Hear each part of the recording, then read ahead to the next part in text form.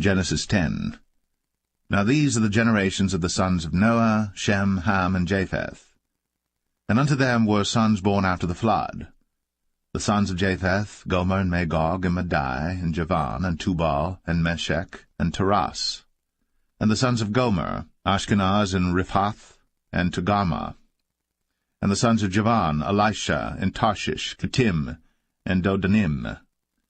But these were the isles of the Gentiles divided in their lands, every one after his tongue, after their families, in their nations.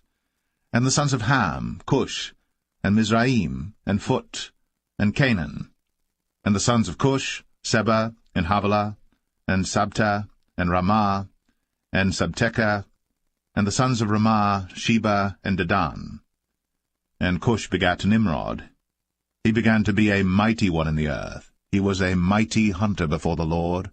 Wherefore it is said, even as Nimrod the mighty hunter before the Lord.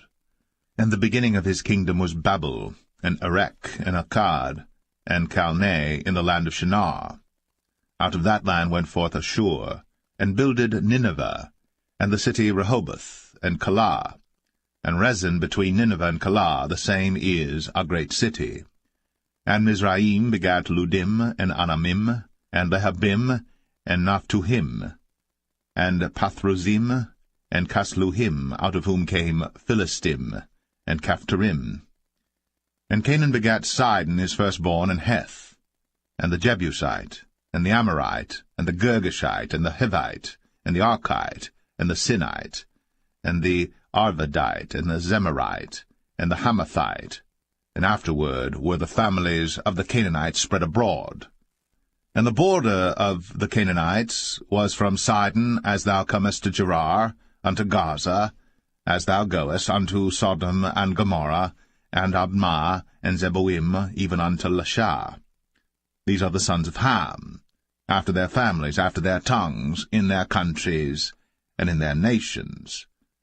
Unto Shem also, the father of all the children of Eber, the brother of Japheth, the elder, even to him were children born, the children of Shem, Elam, and Ashur, and Arphaxad, and Lud, and Aram. And the children of Aram, Uz, and Hul, and Gether, and Mash. And Arphaxad begat Salah, and Salah begat Eber. And unto Eber were born two sons. The name of one was Peleg, for in his days was the earth divided, and his brother's name was Joktan. And Joktan begat Almadad, and Shelef, and Hazarmaveth, and Jerah, and Hadaram, and Uzal, and Diklah, and Obal, and Abimael, and Sheba, and Ophir, and Havilah, and Jobab. All these were the sons of Joktan. And their dwelling was from Mesha, as thou goest unto Sephar, a mount of the east. These are the sons of Shem, after their families, after their tongues, in their lands, after their nations.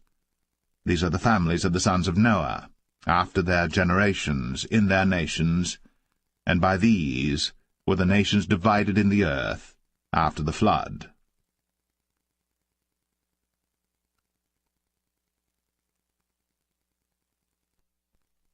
Genesis 11. And the whole earth was of one language, and of one speech. And it came to pass, as they journeyed from the east, that they found a plain in the land of Shinar, and they dwelt there. And they said one to another, Go to, let us make brick, and burn them thoroughly. And they had brick for stone, and slime had they for mortar. And they said, Go to, let us build us a city and a tower, whose top may reach unto heaven. And let us make us a name, lest we be scattered abroad upon the face of the whole earth. And the Lord came down to see the city and the tower, which the children of men builded. And the Lord said, Behold, the people is one, and they have all one language, and this they begin to do? And now nothing will be restrained from them, which they have imagined to do. Go to, let us go down, and there confound their language, that they may not understand one another's speech. So the Lord scattered them abroad from thence upon the face of all the earth, and they left off to build the city. Therefore is the name of it called Babel, because the Lord did there confound the language of all the earth, and from thence did the Lord scatter them abroad upon the face of all the earth. These are the generations of Shem. Shem was 100 years old, and begat Arphaxad 2 years after the flood. And Shem lived after he begat Arphaxad 500 years, and begat sons and daughters. And Arphaxad lived 35 years, and begat Salah. And Arphaxad lived after he begat Salah 403 years, and begat sons and daughters. And Salah lived 30 years, and begat Eber. And Salah lived after he begat Eber 403 years, and begat sons and daughters. And Eber lived 34 years, and begat Peleg. And Eber lived after he begat Peleg 430 years, and begat sons and daughters. And Peleg lived 30 years, and begat Reu. And Peleg lived after he begat Reu 209 years, and begat sons and daughters. And Reu lived 32 years, and begat Serug. And Reu lived after he begat Serug 207 years, and begat sons and daughters. And Serug lived 30 years, and begat Nahor. And Serug lived after he begat Nahor 200 years, and begat sons and daughters. And Nahor lived 29 years, and begat Terah. And Nahor lived after he begat Terah 119 years, and begat sons and daughters. And Terah lived 70 years, and begat Abram, Nahor, and Haran. Now these are the generations of Terah. Terah begat Abram, Nahor, and Haran begat Lot. And Haran died before his father Terah in the land of his nativity, in Ur of the Chaldees. And Abram and Nahor took them wives. The name of Abram's wife was Sarai, and the name of Nahor's wife, Milcah, the daughter of Haran, the father of Milcah, and the father of Iscah. But Sarai was barren, she had no child. And Terah took Abram his son, and Lot the son of Haran his son's son, and Sarai his daughter-in-law his son Abram's wife. And they went forth with them from Ur of the Chaldees, to go into the land of Canaan. And they came unto Haran, and dwelt there. And the days of Terah were 205 years, and Terah died in Haran.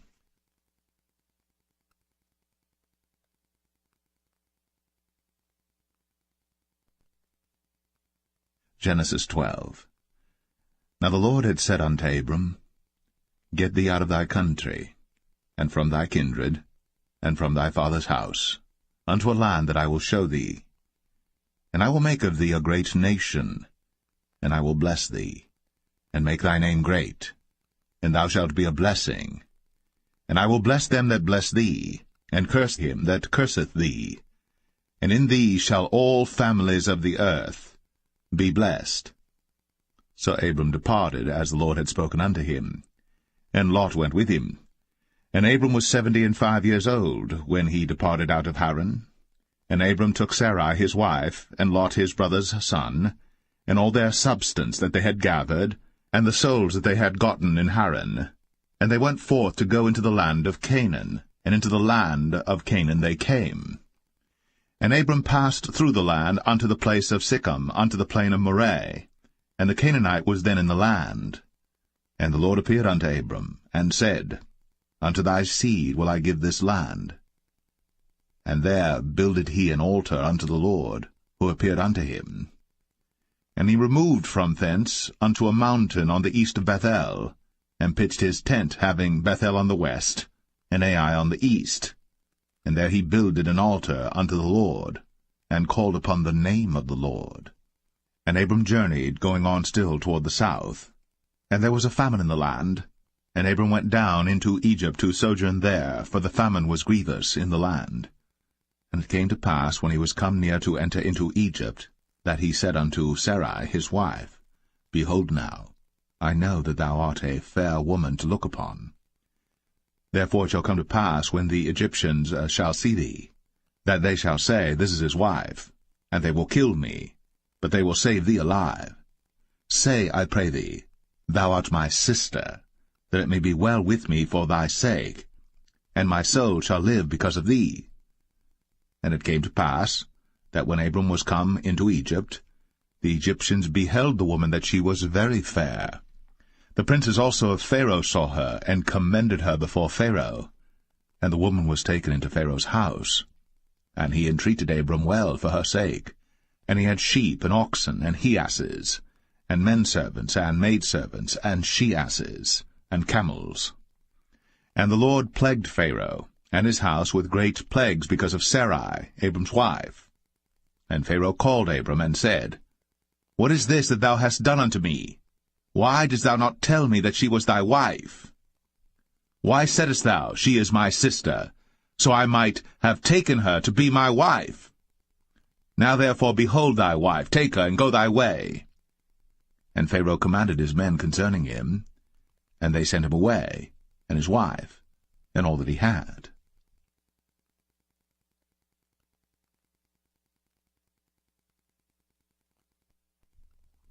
Genesis 13. And Abram went up out of Egypt, he and his wife, and all that he had, and Lot with him, into the south. And Abram was very rich in cattle, in silver, and in gold. And he went on his journeys from the south even to Bethel, unto the place where his tent had been at the beginning, between Bethel and Ai, unto the place of the altar which he had made there at the first. And there Abram called on the name of the Lord. And Lot also, which went with Abram, had flocks and herds and tents. And the land was not able to bear them, that they might dwell together, for their substance was great, so that they could not dwell together. And there was a strife between the herdmen of Abram's cattle and the herdmen of Lot's cattle. And the Canaanite and the Perizzite dwelled then in the land. And Abram said unto Lot, Let there be no strife, I pray thee, between me and thee, and between my herdmen and thy herdmen, for we be brethren. Is not the whole land before thee? Separate thyself, I pray thee, from me. If thou wilt take the left hand, then I will go to the right. Or if thou depart to the right hand, then I will go to the left. And Lot lifted up his eyes, and beheld all the plain of Jordan, that it was well watered everywhere, before the Lord destroyed Sodom and Gomorrah, even as the garden of the Lord, like the land of Egypt, as thou comest unto Zoar. Then Lot chose him all the plain of Jordan, and Lot journeyed east. And they separated themselves the one from the other. Abram dwelled in the land of Canaan, and Lot dwelled in the cities of the plain, and pitched his tent toward Sodom. But the men of Sodom were wicked and sinners before the Lord exceedingly. And the Lord said unto Abram, after that Lot was separated from him, Lift up now thine eyes, and look from the place where thou art, northward and southward, and eastward and westward. For all the land which thou seest, to thee will I give it, and to thy seed forever.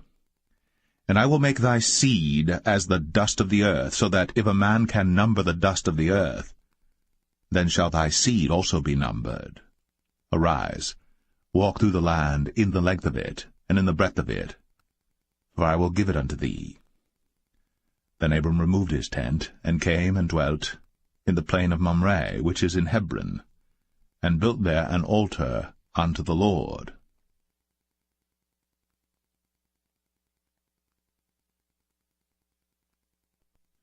Genesis 14.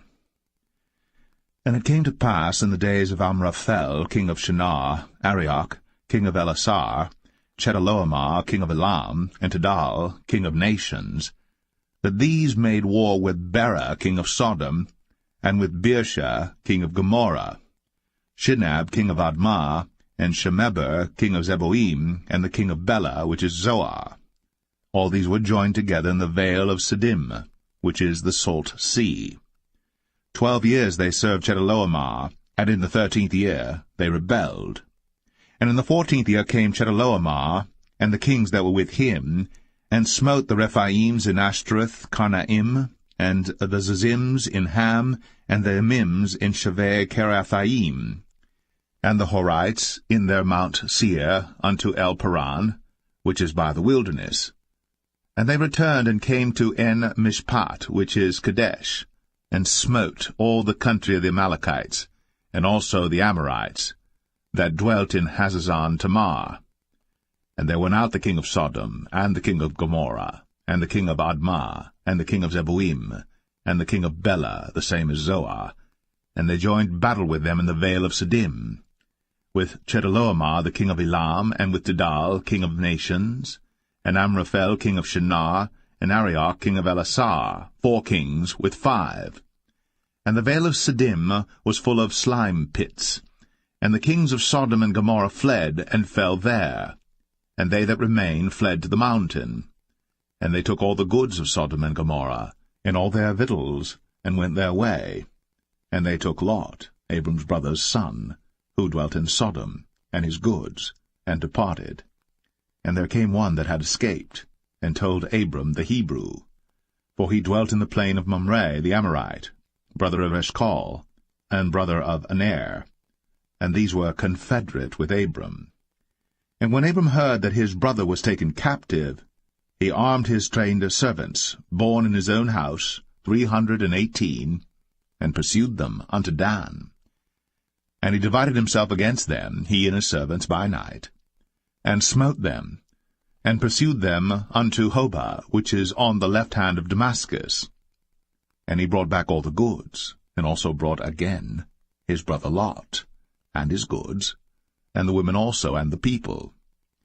And the king of Sodom went out to meet him after his return from the slaughter of Chedorlaomer, and of the kings that were with him at the valley of Shaveh, which is the king's dale.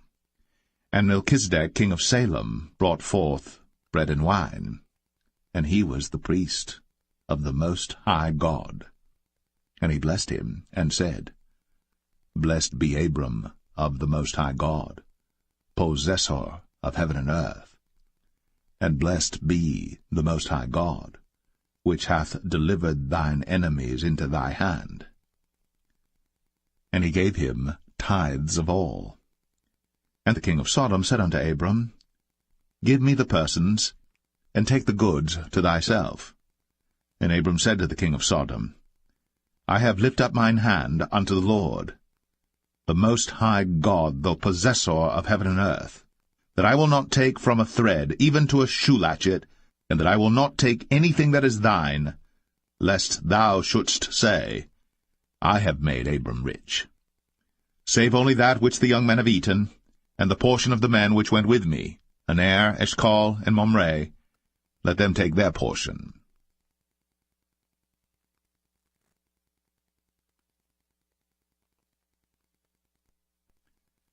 Genesis 15. After these things, the word of the Lord came unto Abram in a vision, saying, Fear not, Abram, I am thy shield, and thy exceeding great reward. And Abram said, Lord God, what wilt thou give me, seeing I go childless? And the steward of my house is this Eliezer of Damascus. And Abram said, Behold, to me thou hast given no seed, and lo, one born in my house is mine heir. And behold, the word of the Lord came unto him, saying, This shall not be thine heir, but he that shall come forth out of thine own bowels shall be thine heir. And he brought him forth abroad, and said, Look now toward heaven, and tell the stars, if thou be able to number them. And he said unto him, So shall thy seed be. And he believed in the Lord, and he counted it to him for righteousness. And he said unto him, I am the Lord that brought thee out of Ur of the Chaldees, to give thee this land to inherit it. And he said, Lord God, whereby shall I know that I shall inherit it? And he said unto him, Take me an heifer of 3 years old, and a she-goat of 3 years old, and a ram of 3 years old, and a turtle-dove, and a young pigeon. And he took unto him all these, and divided them in the midst, and laid each piece one against another. But the birds divided he not. And when the fowls came down upon the carcasses, Abram drove them away. And when the sun was going down, a deep sleep fell upon Abram, and lo, an horror of great darkness fell upon him. And he said unto Abram, Know of a surety that thy seed shall be a stranger in a land that is not theirs, and shall serve them, and they shall afflict them 400 years. And also that nation whom they shall serve will I judge, and afterward shall they come out with great substance. And thou shalt go to thy fathers in peace. Thou shalt be buried in a good old age. But in the 4th generation they shall come hither again, for the iniquity of the Amorites is not yet full. And it came to pass, that when the sun went down, and it was dark, behold, a smoking furnace, and a burning lamp that passed between those pieces. In the same day the Lord made a covenant with Abram, saying, Unto thy seed have I given this land, from the river of Egypt unto the great river, the river Euphrates, the Kenites, and the Kenizzites, and the Cadmonites, and the Hittites, and the Perizzites, and the Rephaims, and the Amorites, and the Canaanites, and the Girgashites, and the Jebusites.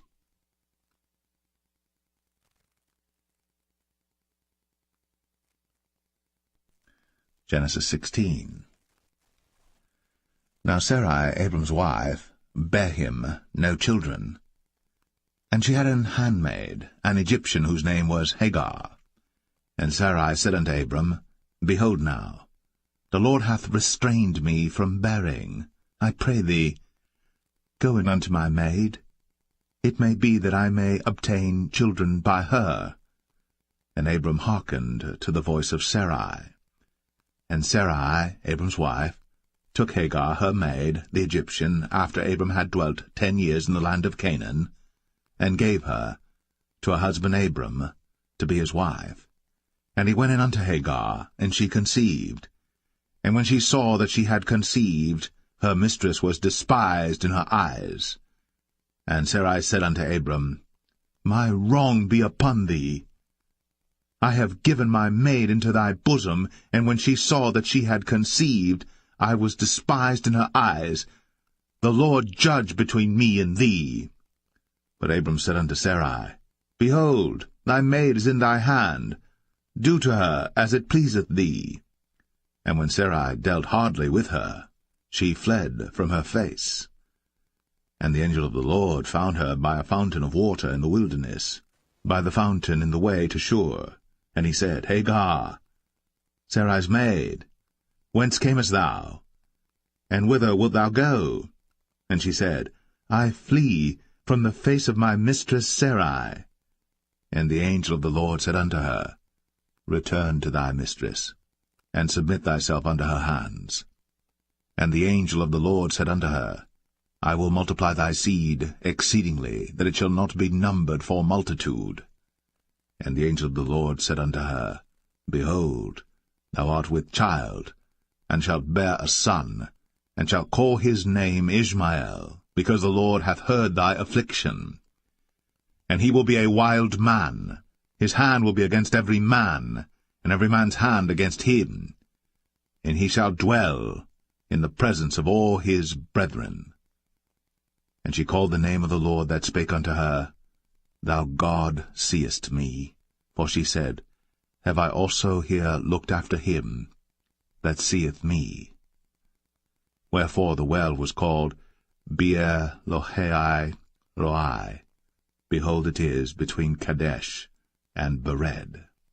And Hagar bare Abram a son, and Abram called his son's name, which Hagar bare, Ishmael. And Abram was 86 years old, when Hagar bare Ishmael to Abram.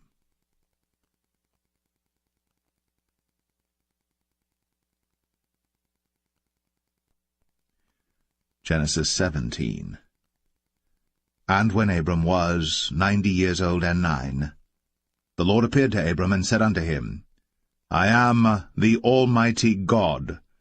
Walk before me, and be thou perfect. And I will make my covenant between me and thee, and will multiply thee exceedingly.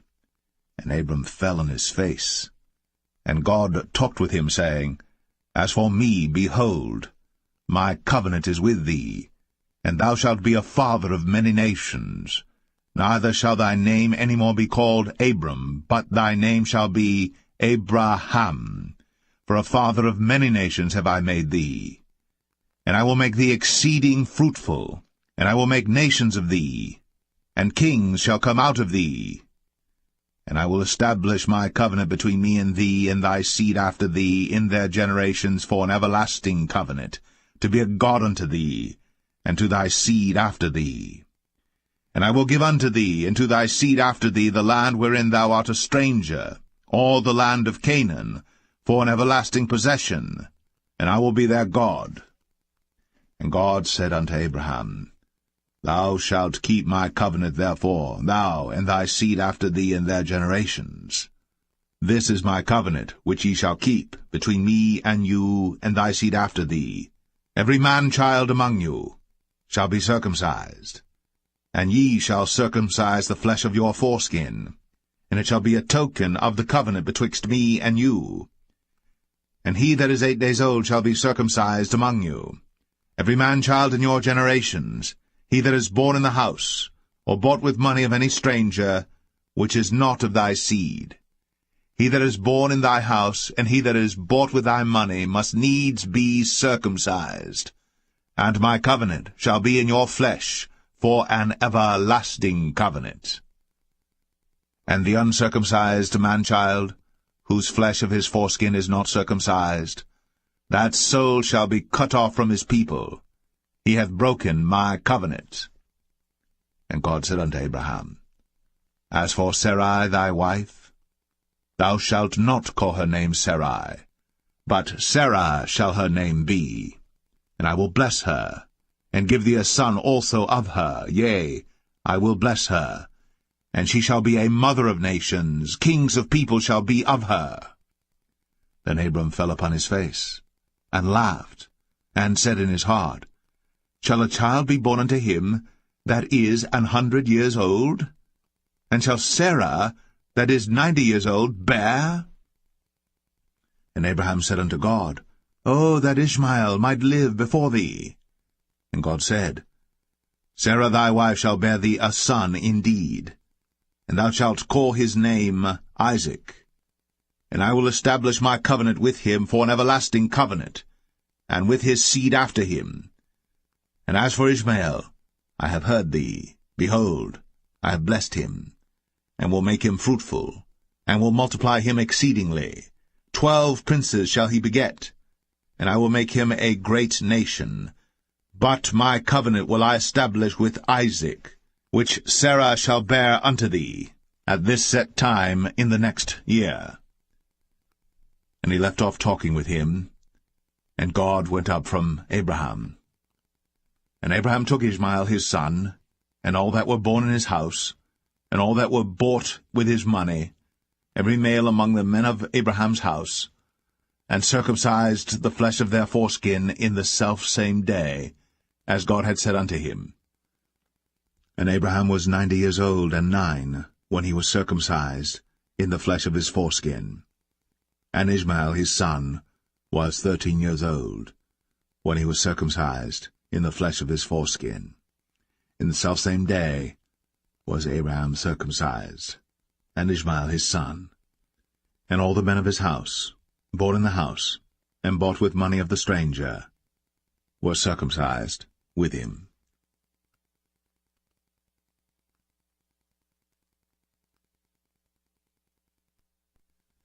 Genesis 18.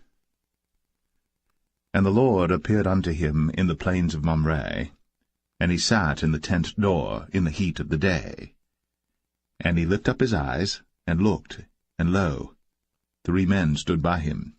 And when he saw them, he ran to meet them from the tent door, and bowed himself toward the ground, and said, My Lord, if now I have found favor in thy sight, pass not away, I pray thee, from thy servant. Let a little water, I pray you, be fetched, and wash your feet, and rest yourselves under the tree. And I will fetch a morsel of bread, and comfort ye your hearts. After that ye shall pass on, for therefore are ye come to your servant. And they said, So do, as thou hast said. And Abraham hastened into the tent unto Sarah, and said, Make ready quickly 3 measures of fine meal, knead it, and make cakes upon the hearth. And Abraham ran unto the herd, and fetched a calf, tender and good, and gave it unto a young man, and he hasted to dress it. And he took butter and milk, and the calf which he had dressed, and set it before them. And he stood by them under the tree, and they did eat. And they said unto him, Where is Sarah thy wife? And he said, Behold, in the tent. And he said, I will certainly return unto thee according to the time of life, and lo, Sarah thy wife shall have a son. And Sarah heard it in the tent door, which was behind him. Now Abraham and Sarah were old, and well stricken in age, and it ceased to be with Sarah, after the manner of women. Therefore Sarah laughed within herself, saying, After I am waxed old shall I have pleasure, my Lord being old also? And the Lord said unto Abraham, Wherefore did Sarah laugh, saying, Shall I of a surety bear a child, which am old? Is anything too hard for the Lord? At the time appointed I will return unto thee according to the time of life, and Sarah shall have a son. Then Sarah denied, saying, I laughed not, for she was afraid. And he said, Nay, but thou didst laugh. And the men rose up from thence, and looked toward Sodom. And Abraham went with them to bring them on the way. And the Lord said, Shall I hide from Abraham that thing which I do? Seeing that Abraham shall surely become a great and mighty nation, and all the nations of the earth shall be blessed in him. For I know him, that he will command his children and his household after him, and they shall keep the way of the Lord to do justice and judgment, that the Lord may bring upon Abraham that which he hath spoken of him. And the Lord said, Because the cry of Sodom and Gomorrah is great, and because their sin is very grievous, I will go down now, and see whether they have done altogether according to the cry of it, which is come unto me. And if not, I will know. And the men turned their faces from thence, and went toward Sodom. But Abraham stood yet before the Lord. And Abraham drew near and said, Wilt thou also destroy the righteous with the wicked? Peradventure there be 50 righteous within the city. Wilt thou also destroy, and not spare the place, for the 50 righteous that are therein? That be far from thee to do after this manner, to slay the righteous with the wicked, and that the righteous should be as the wicked, that be far from thee. Shall not the judge of all the earth do right? And the Lord said, If I find in Sodom 50 righteous within the city, then I will spare all the place for their sakes. And Abraham answered and said, Behold now, I have taken upon me to speak unto the Lord, which am but dust and ashes. Peradventure there shall lack 5 of the 50 righteous. Wilt thou destroy all the city for lack of 5? And he said, If I find there 40 and 5, I will not destroy it. And he spake unto him yet again, and said, Peradventure there shall be 40 found there. And he said, I will not do it for 40's sake. And he said unto him, O, let not the Lord be angry, and I will speak. Peradventure there shall 30 be found there. And he said, I will not do it, if I find 30 there. And he said, Behold now, I have taken upon me to speak unto the Lord. Peradventure there shall be 20 found there. And he said, I will not destroy it for 20's sake. And he said, O, let not the Lord be angry, and I will speak yet but this once. Peradventure 10 shall be found there. And he said, I will not destroy it for 10's sake. And the Lord went his way, as soon as he had left communing with Abraham. And Abraham returned unto his place.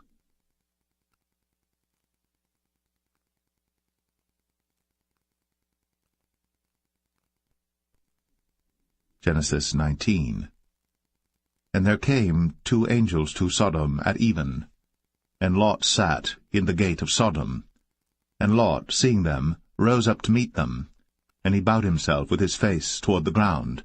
And he said, Behold now, my lords, turn in, I pray you, into your servant's house, and tarry all night, and wash your feet, and ye shall rise up early and go on your ways. And they said, Nay, but we will abide in the street all night. And he pressed upon them greatly. And they turned in unto him, and entered into his house. And he made them a feast, and did bake unleavened bread, and they did eat. But before they lay down, the men of the city, even the men of Sodom, compassed the house round, both old and young, all the people from every quarter. And they called unto Lot, and said unto him, Where are the men which came into thee this night? Bring them out unto us, that we may know them. And Lot went out at the door unto them, and shut the door after him, and said, I pray you, brethren, do not so wickedly. Behold now, I have 2 daughters which have not known man. Let me, I pray you, bring them out unto you, and do ye to them as is good in your eyes. Only unto these men do nothing, for therefore came they under the shadow of my roof. And they said, Stand back. And they said again, This one fellow came in to sojourn, and he will needs be a judge. Now will we deal worse with thee than with them. And they pressed sore upon the man, even Lot, and came near to break the door. But the men put forth their hand, and pulled Lot into the house to them, and shut to the door.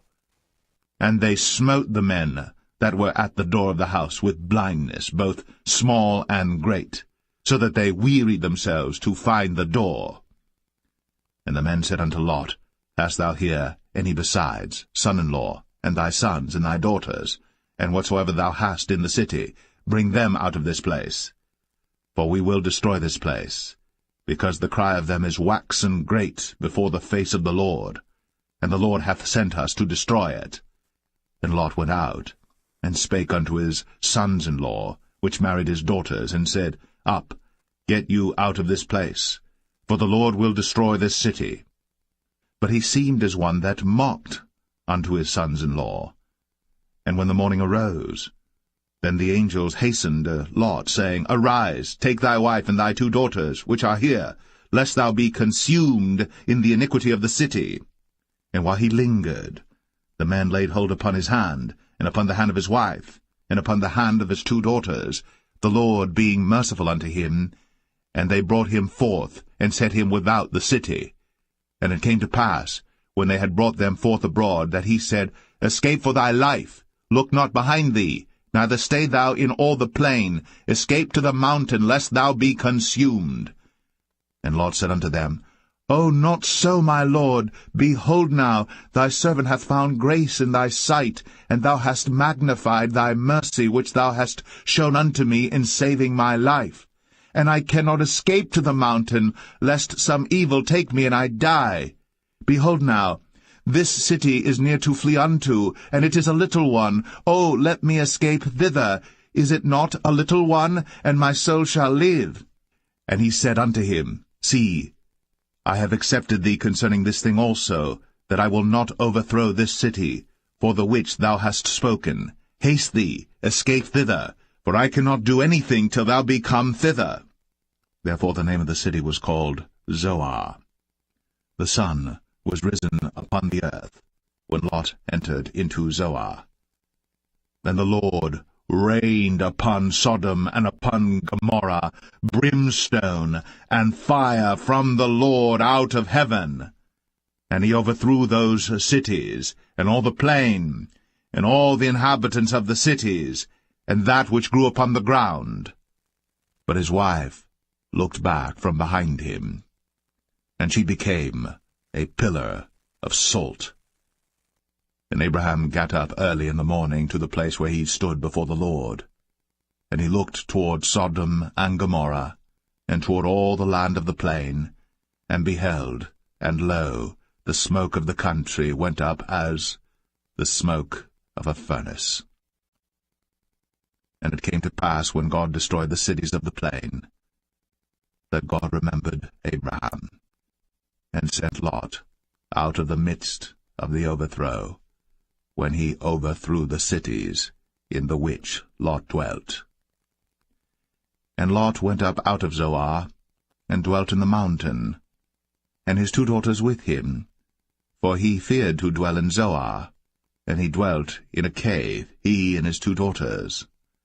And the firstborn said unto the younger, Our father is old, and there is not a man in the earth to come in unto us after the manner of all the earth. Come, let us make our father drink wine, and we will lie with him, that we may preserve seed of our father.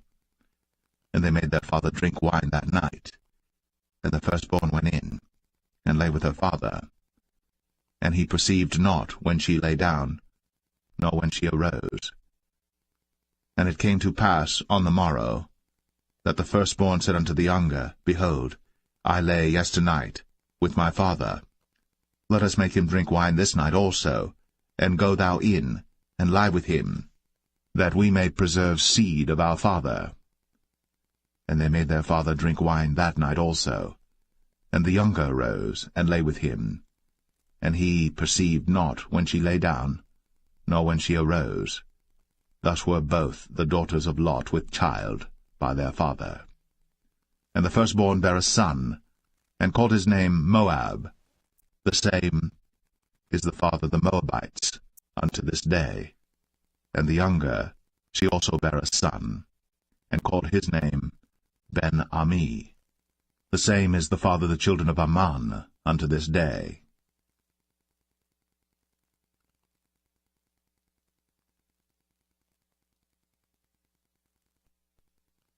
Genesis 20.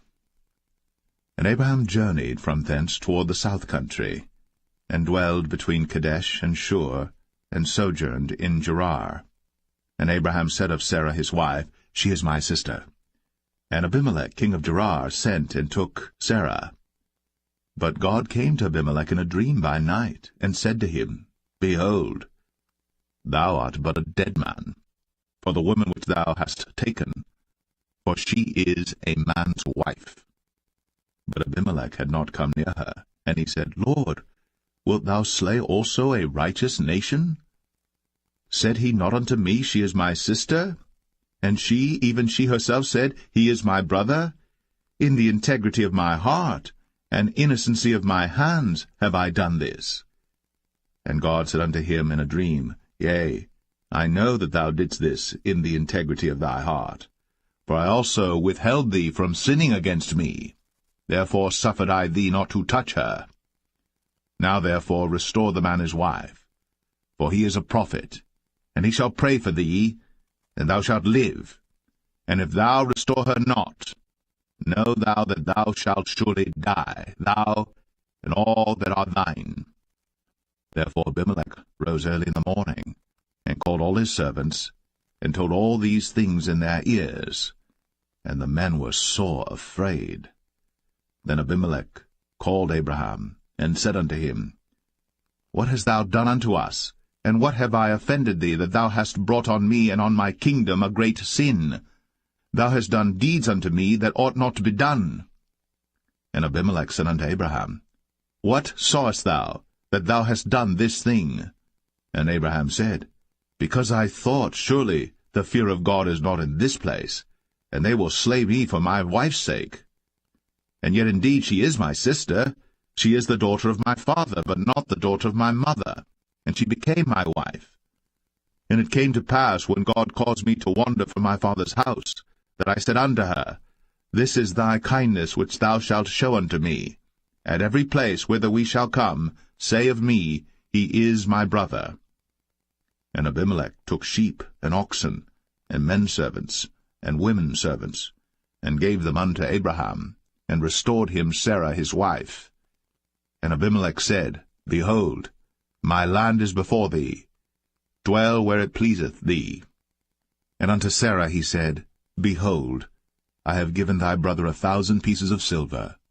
Behold, he is to thee a covering of the eyes, unto all that are with thee, and with all other. Thus she was reproved. So Abraham prayed unto God, and God healed Abimelech and his wife and his maidservants, and they bare children.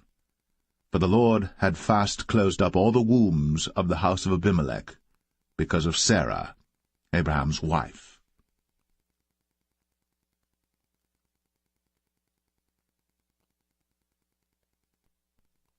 Genesis 21. And the Lord visited Sarah as he had said, and the Lord did unto Sarah as he had spoken, for Sarah conceived, and bare Abraham a son in his old age, at the set time of which God had spoken to him.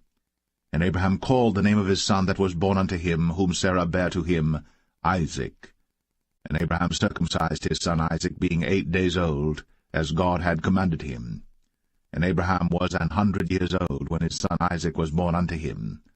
And Sarah said, God hath made me to laugh, so that all that hear will laugh with me. And she said, Who would have said unto Abraham, that Sarah should have given children suck? For I have borne him a son in his old age. And the child grew, and was weaned. And Abraham made a great feast, the same day that Isaac was weaned. And Sarah saw the son of Hagar the Egyptian, which she had borne unto Abraham, mocking. Wherefore she said unto Abraham, Cast out this bondwoman and her son, for the son of this bondwoman shall not be heir with my son, even with Isaac. And the thing was very grievous in Abraham's sight because of his son. And God said unto Abraham, Let it not be grievous in thy sight, because of the lad, and because of thy bondwoman. In all that Sarah hath said unto thee, hearken unto her voice, for in Isaac shall thy seed be called. And also of the son of the bondwoman will I make a nation, because he is thy seed. And Abraham rose up early in the morning, and took bread and a bottle of water, and gave it unto Hagar, putting it on her shoulder, and the child, and sent her away, and she departed and wandered in the wilderness of Beersheba. And the water was spent in the bottle, and she cast the child under one of the shrubs, and she went and sat her down over against him a good way off, as it were a bowshot, for she said, Let me not see the death of the child. And she sat over against him, and lift up her voice, and wept. And God heard the voice of the lad. And the angel of God called to Hagar out of heaven, and said unto her, What aileth thee, Hagar? Fear not, for God hath heard the voice of the lad where he is. Arise, lift up the lad, and hold him in thine hand, for I will make him a great nation. And God opened her eyes, and she saw a well of water, and she went and filled the bottle with water, and gave the lad drink. And God was with the lad, and he grew, and dwelt in the wilderness, and became an archer. And he dwelt in the wilderness of Paran, and his mother took him a wife out of the land of Egypt. And it came to pass at that time that Abimelech and Phicol, the chief captain of his host, spake unto Abraham, saying, God is with thee in all that thou doest. Now therefore swear unto me here by God that thou wilt not deal falsely with me, nor with my son, nor with my son's son, but according to the kindness that I have done unto thee, thou shalt do unto me, and to the land wherein thou hast sojourned. And Abraham said, I will swear. And Abraham reproved Abimelech because of a well of water, which Abimelech's servants had violently taken away. And Abimelech said, I wot not who hath done this thing, neither didst thou tell me, neither yet heard I of it, but today. And Abraham took sheep and oxen, and gave them unto Abimelech, and both of them made a covenant. And Abraham set 7 ewe lambs of the flock by themselves. And Abimelech said unto Abraham, What mean these 7 ewe lambs which thou hast set by themselves? And he said, For these 7 ewe lambs shalt thou take of my hand, that they may be a witness unto me that I have digged this well. Wherefore he called that place Beersheba, because there they sware both of them. Thus they made a covenant at Beersheba. Then Abimelech rose up, and Phicol the chief captain of his host, and they returned into the land of the Philistines. And Abraham planted a grove in Beersheba, and called there on the name of the Lord, the everlasting God. And Abraham sojourned in the Philistines' land many days.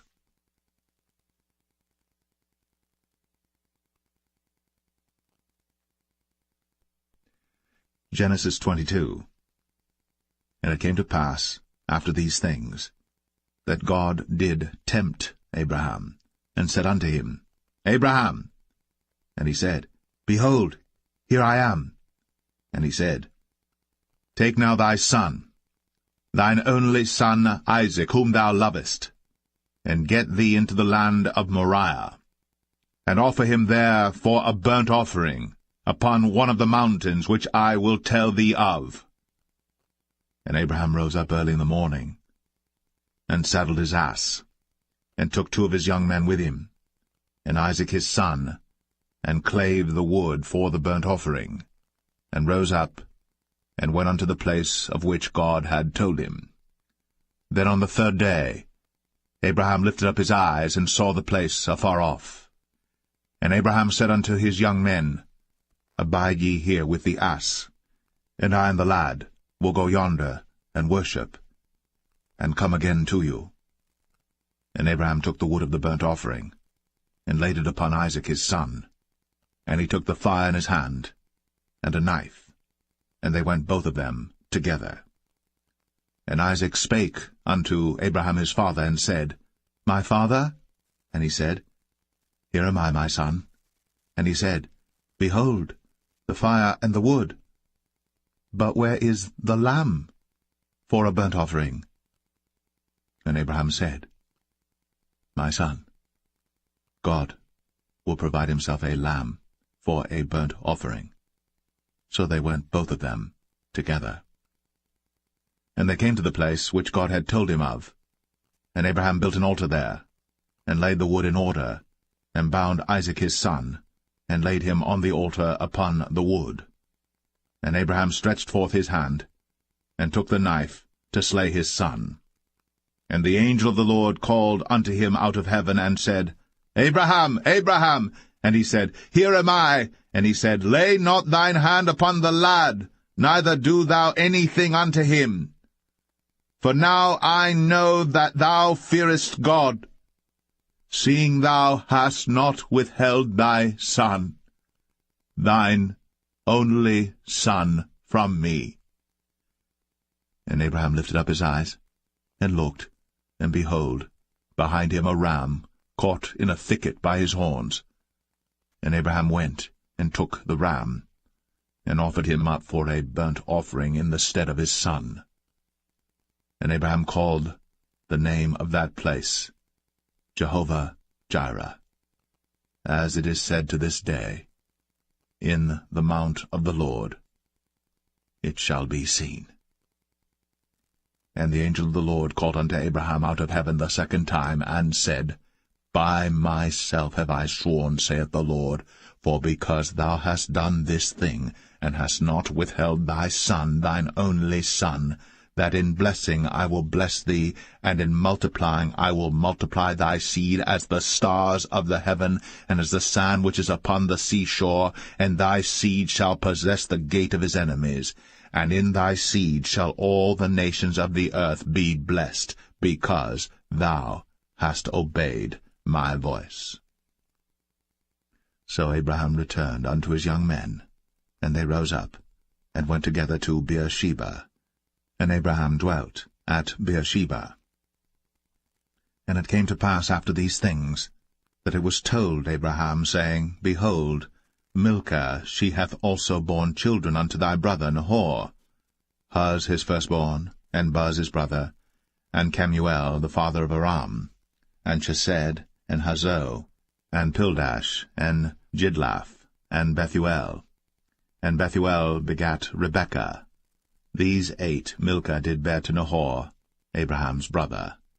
And his concubine, whose name was Rumah, she bare also Tebah, and Gaham, and Thahash, and Maacah.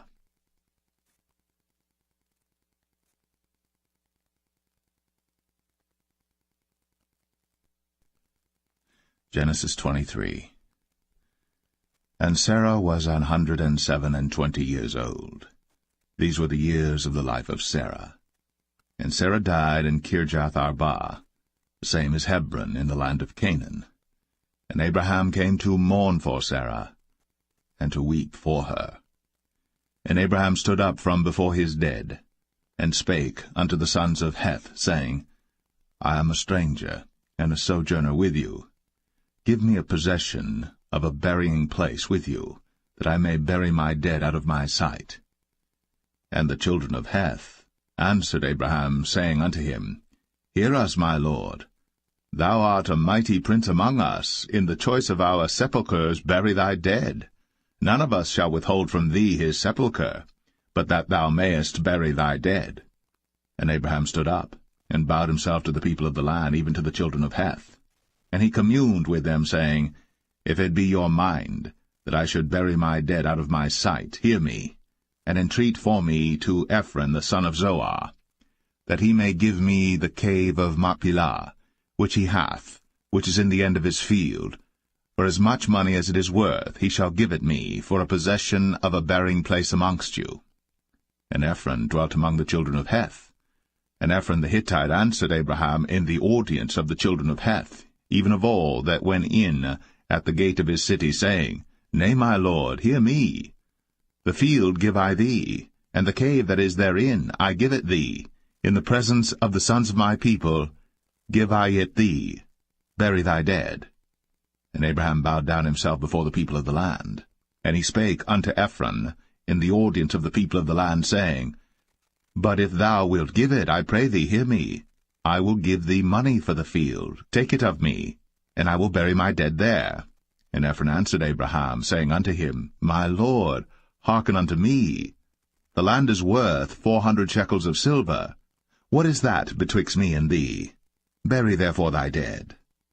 And Abraham hearkened unto Ephron, and Abraham weighed to Ephron the silver, which he had named in the audience of the sons of Heth, 400 shekels of silver, current money, with the merchant. And the field of Ephron which was in Machpelah, which was before Mamre, the field and the cave which was therein, and all the trees that were in the field, that were in all the borders round about, were made sure unto Abraham for a possession in the presence of the children of Heth, before all that went in at the gate of his city. And after this Abraham buried Sarah his wife in the cave of the field of Machpelah before Mamre. The same is Hebron in the land of Canaan. And the field, and the cave that is therein, were made sure unto Abraham for a possession of a burying place by the sons of Heth.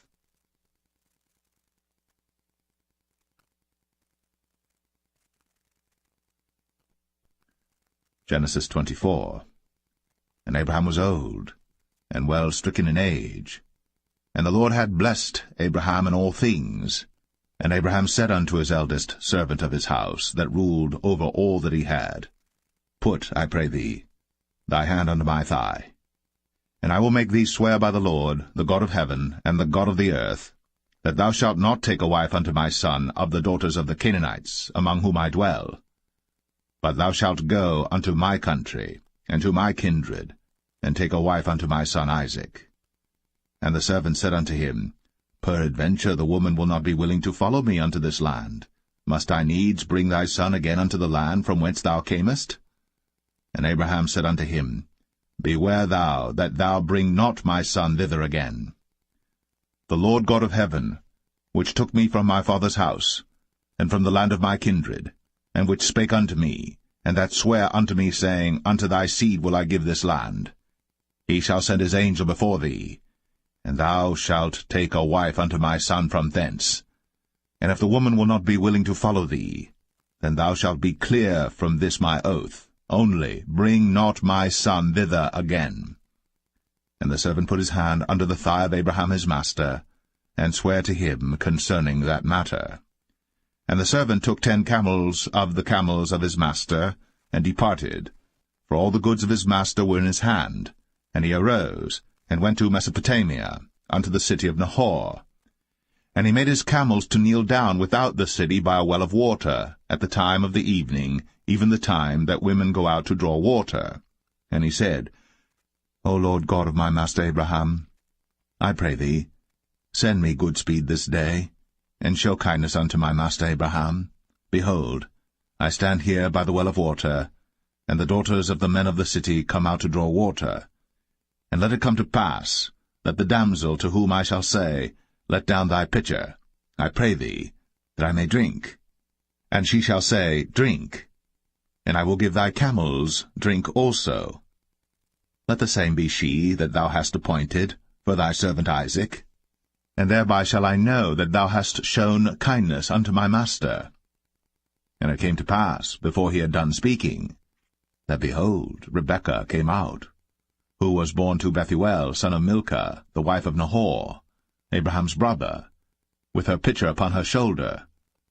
And the damsel was very fair to look upon, a virgin, neither had any man known her.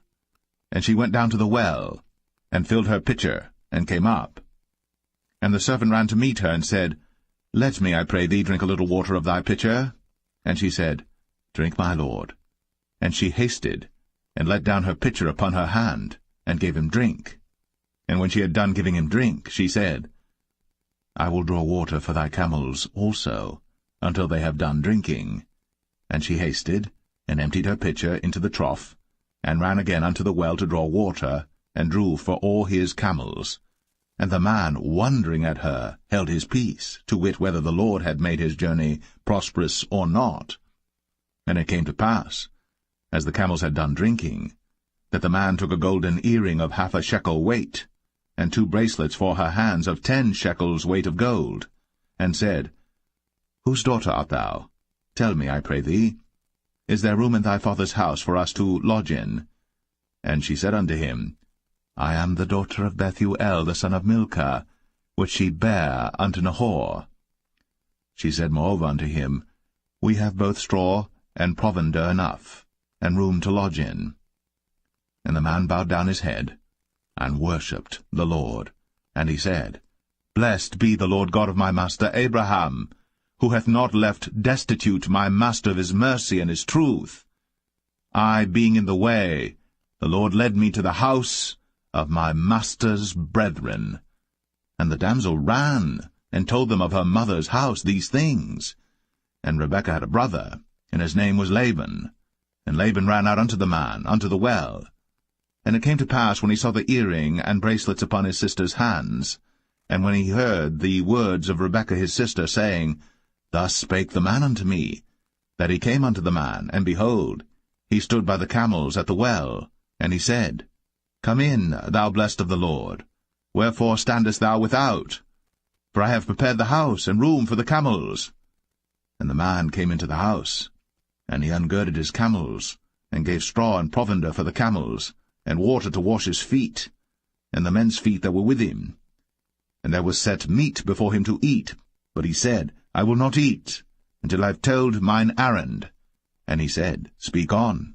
And he said, I am Abraham's servant. And the Lord hath blessed my master greatly, and he is become great, and he hath given him flocks, and herds, and silver, and gold, and men-servants, and maidservants, and camels, and asses. And Sarah my master's wife bare a son to my master when she was old, and unto him hath he given all that he hath. And my master made me swear, saying, Thou shalt not take a wife to my son of the daughters of the Canaanites in whose land I dwell, but thou shalt go unto my father's house, and to my kindred, and take a wife unto my son. And I said unto my master, Peradventure the woman will not follow me. And he said unto me, The Lord before whom I walk will send his angel with thee, and prosper thy way. And thou shalt take a wife for my son of my kindred, and of my father's house. Then shalt thou be clear from this my oath, when thou comest to my kindred. And if they give not thee one, thou shalt be clear from my oath. And I came this day unto the well, and said, O Lord God of my master Abraham, if now thou do prosper my way which I go, behold, I stand by the well of water. And it shall come to pass that when the virgin cometh forth to draw water, and I say to her, Give me, I pray thee, a little water of thy pitcher to drink, and she say to me, Both drink thou, and I will also draw for thy camels, let the same be the woman whom the Lord hath appointed out for my master's son. And before I had done speaking in mine heart, behold, Rebekah came forth with her pitcher on her shoulder, and she went down unto the well, and drew water. And I said unto her, Let me drink, I pray thee. And she made haste, and let down her pitcher from her shoulder, and said, Drink, and I will give thy camels drink also. So I drank, and she made the camels drink also. And I asked her, and said, Whose daughter art thou? And she said, The daughter of Bethuel, Nahor's son, whom Milcah bare unto him.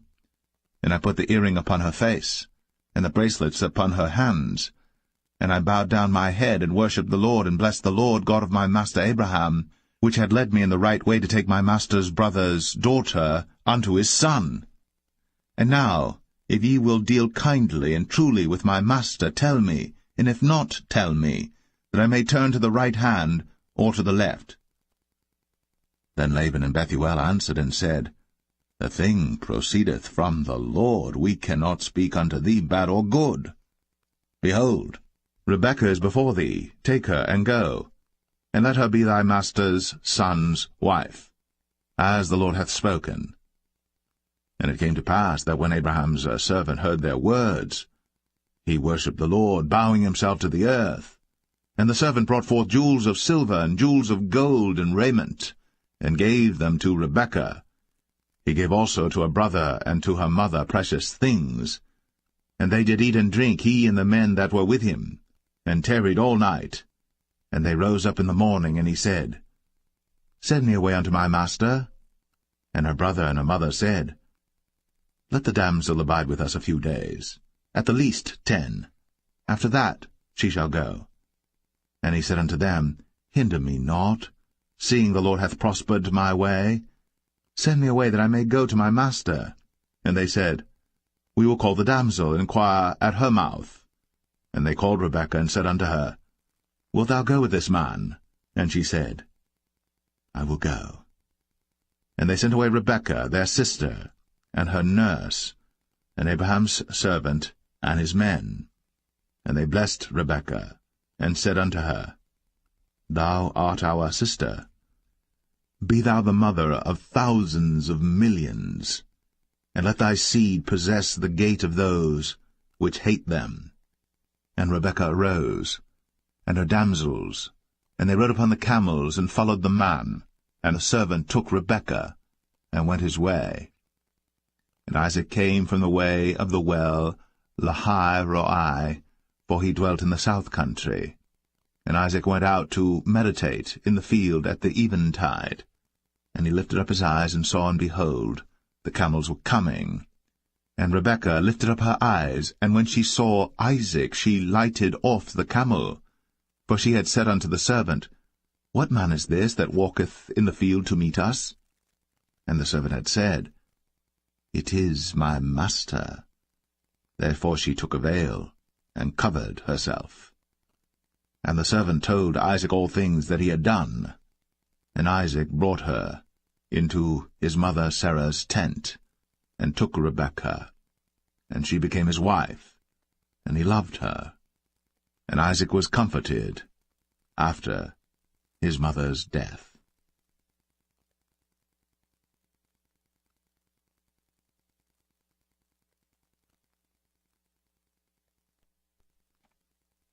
Genesis 25. Then again Abraham took a wife, and her name was Keturah. And she bare him Zimran, and Jokshan, and Medan, and Midian, and Ishbak, and Shua.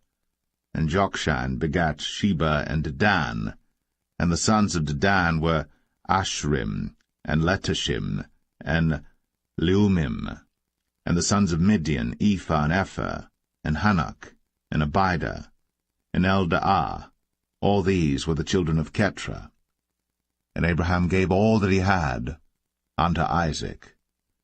But unto the sons of the concubines which Abraham had, Abraham gave gifts, and sent them away from Isaac his son while he yet lived, eastward unto the east country. And these are the days of the years of Abraham's life which he lived, 160 years. Then Abraham gave up the ghost, and died in a good old age, an old man, and full of years, and was gathered to his people. And his sons Isaac and Ishmael buried him in the cave of Machpelah in the field of Ephron the son of Zohar the Hittite, which is before Mamre, the field which Abraham purchased of the sons of Heth. There was Abraham buried, and Sarah his wife. And it came to pass after the death of Abraham that God blessed his son Isaac, and Isaac dwelt by the well Lahai-Roi. Now these are the generations of Ishmael, Abraham's son, whom Hagar the Egyptian, Sarah's handmaid, bare unto Abraham. And these are the names of the sons of Ishmael, by their names according to their generations: the firstborn of Ishmael, Nebajoth, and Kedar, and Abiel, and Mibsam, and Mishma, and Dumah, and Massa, Hadar, and Tema, Jetur, Naphish, and Kedemah. These are the sons of Ishmael, and these are their names by their towns and by their castles, 12 princes according to their nations. And these are the years of the life of Ishmael, 137 years. And he gave up the ghost, and died, and was gathered unto his people. And they dwelt from Havilah unto Shur, that is before Egypt, as thou goest toward Assyria. And he died in the presence of all his brethren. And these are the generations of Isaac, Abraham's son. Abraham begat Isaac. And Isaac was 40 years old when he took Rebekah to wife, the daughter of Bethuel the Syrian of Padan Aram, the sister to Laban the Syrian. And Isaac entreated the Lord for his wife, because she was barren. And the Lord was entreated of him, and Rebekah his wife conceived. And the children struggled together within her. And she said, If it be so, why am I thus? And she went to inquire of the Lord. And the Lord said unto her, 2 nations are in thy womb, and 2 manner of people shall be separated from thy bowels. And the one people shall be stronger than the other people, and the elder shall serve the younger. And when her days to be delivered were fulfilled, behold, there were twins in her womb. And the first came out red, all over, like an hairy garment. And they called his name Esau. And after that came his brother out, and his hand took hold on Esau's heel, and his name was called Jacob. And Isaac was 80 years old when she bare them. And the boys grew, and Esau was a cunning hunter, a man of the field, and Jacob was a plain man, dwelling in tents. And Isaac loved Esau because he did eat of his venison, but Rebekah loved Jacob. And Jacob sod pottage, and Esau came from the field, and he was faint. And Esau said to Jacob, Feed me, I pray thee, with that same red pottage, for I am faint. Therefore was his name called Edom. And Jacob said, Sell me this day thy birthright. And Esau said, Behold, I am at the point to die, and what profit shall this birthright do to me? And Jacob said, Swear to me this day. And he sware unto him, and he sold his birthright unto Jacob. Then Jacob gave Esau bread and pottage of lentils, and he did eat and drink, and rose up, and went his way. Thus Esau despised his birthright.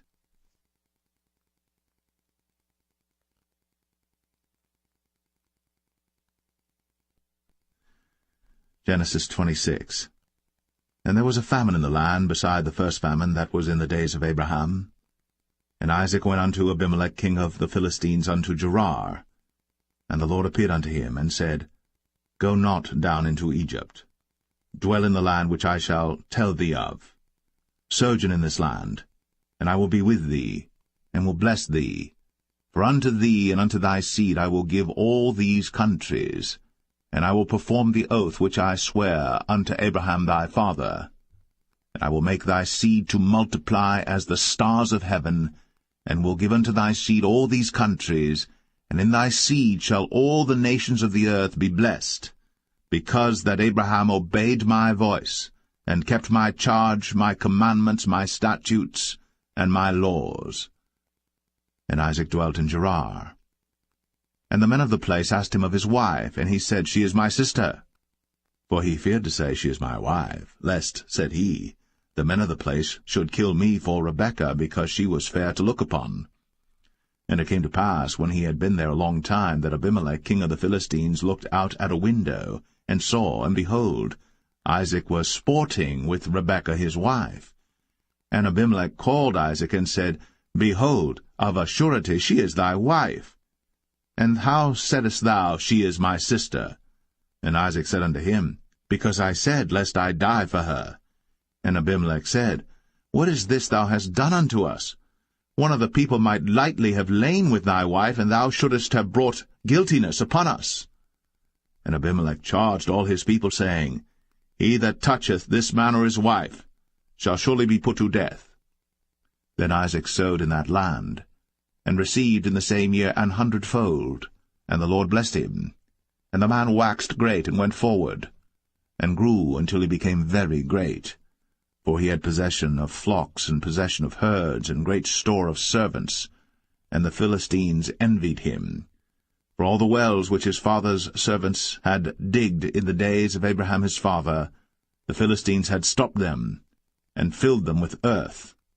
And Abimelech said unto Isaac, Go from us, for thou art much mightier than we. And Isaac departed thence, and pitched his tent in the valley of Gerar, and dwelt there.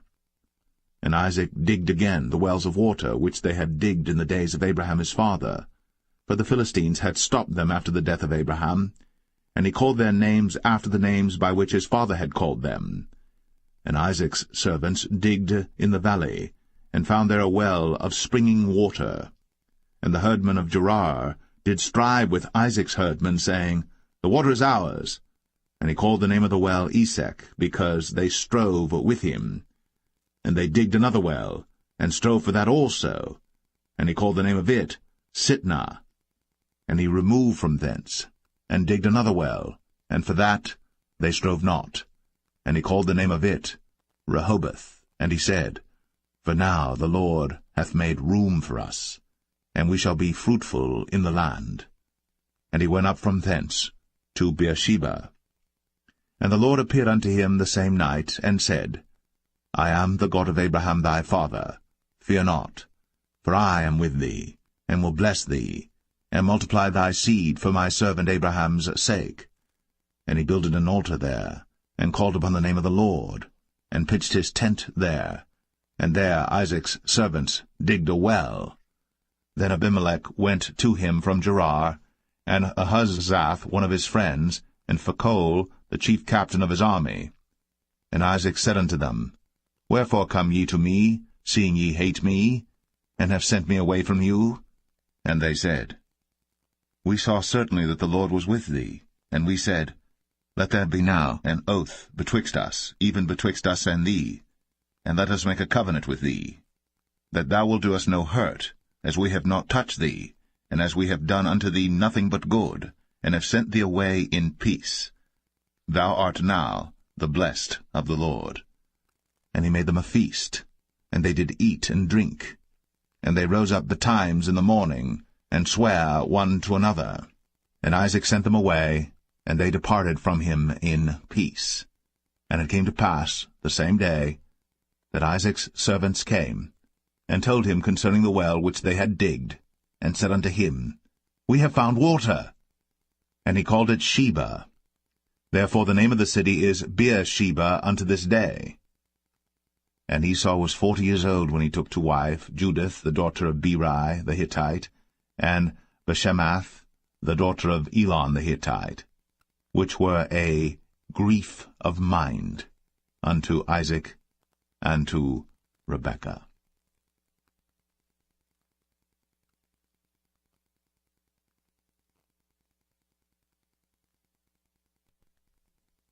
Genesis 27. And it came to pass that when Isaac was old, and his eyes were dim, so that he could not see, he called Esau his eldest son, and said unto him, My son. And he said unto him, Behold, here am I. And he said, Behold now, I am old, I know not the day of my death. Now therefore take, I pray thee, thy weapons, thy quiver, and thy bow, and go out to the field, and take me some venison, and make me savory meat, such as I love, and bring it to me, that I may eat, that my soul may bless thee before I die. And Rebekah heard when Isaac spake to Esau his son. And Esau went to the field to hunt for venison, and to bring it. And Rebekah spake unto Jacob her son, saying, Behold, I heard thy father speak unto Esau thy brother, saying, Bring me venison, and make me savory meat, that I may eat, and bless thee before the Lord, before my death. Now therefore, my son, obey my voice according to that which I command thee. Go now to the flock, and fetch me from thence 2 good kids of the goats, and I will make them savoury meat for thy father, such as he loveth. And thou shalt bring it to thy father, that he may eat, and that he may bless thee before his death. And Jacob said to Rebekah his mother, Behold, Esau my brother is a hairy man, and I am a smooth man. My father peradventure will feel me, and I shall seem to him as a deceiver, and I shall bring a curse upon me, and not a blessing. And his mother said unto him, Upon me be thy curse, my son, only obey my voice, and go fetch me them. And he went, and fetched, and brought them to his mother. And his mother made savoury meat, such as his father loved. And Rebekah took goodly raiment of her eldest son Esau, which were with her in the house, and put them upon Jacob her younger son.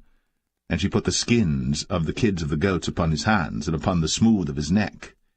And she gave the savoury meat, and the bread, which she had prepared, into the hand of her son Jacob. And he came unto his father, and said, My father. And he said, Here am I. Who art thou, my son? And Jacob said unto his father, I am Esau thy firstborn. I have done according as thou badest me.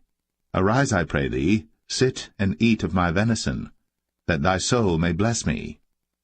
And Isaac said unto his son, How is it that thou hast found it so quickly, my son? And he said, Because the Lord thy God brought it to me. And Isaac said unto Jacob, Come near, I pray thee, that I may feel thee, my son, whether thou be my very son Esau, or not. And Jacob went near unto Isaac his father, and he felt him, and said, The voice is Jacob's voice, but the hands are the hands of Esau.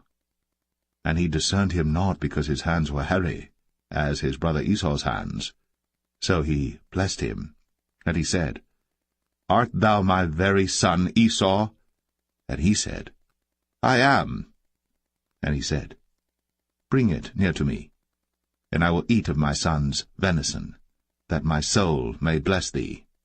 And he brought it near to him, and he did eat. And he brought him wine, and he drank. And his father Isaac said unto him, Come near now, and kiss me, my son. And he came near, and kissed him. And he smelled the smell of his raiment, and blessed him, and said, See, the smell of my son is as the smell of a field which the Lord hath blessed.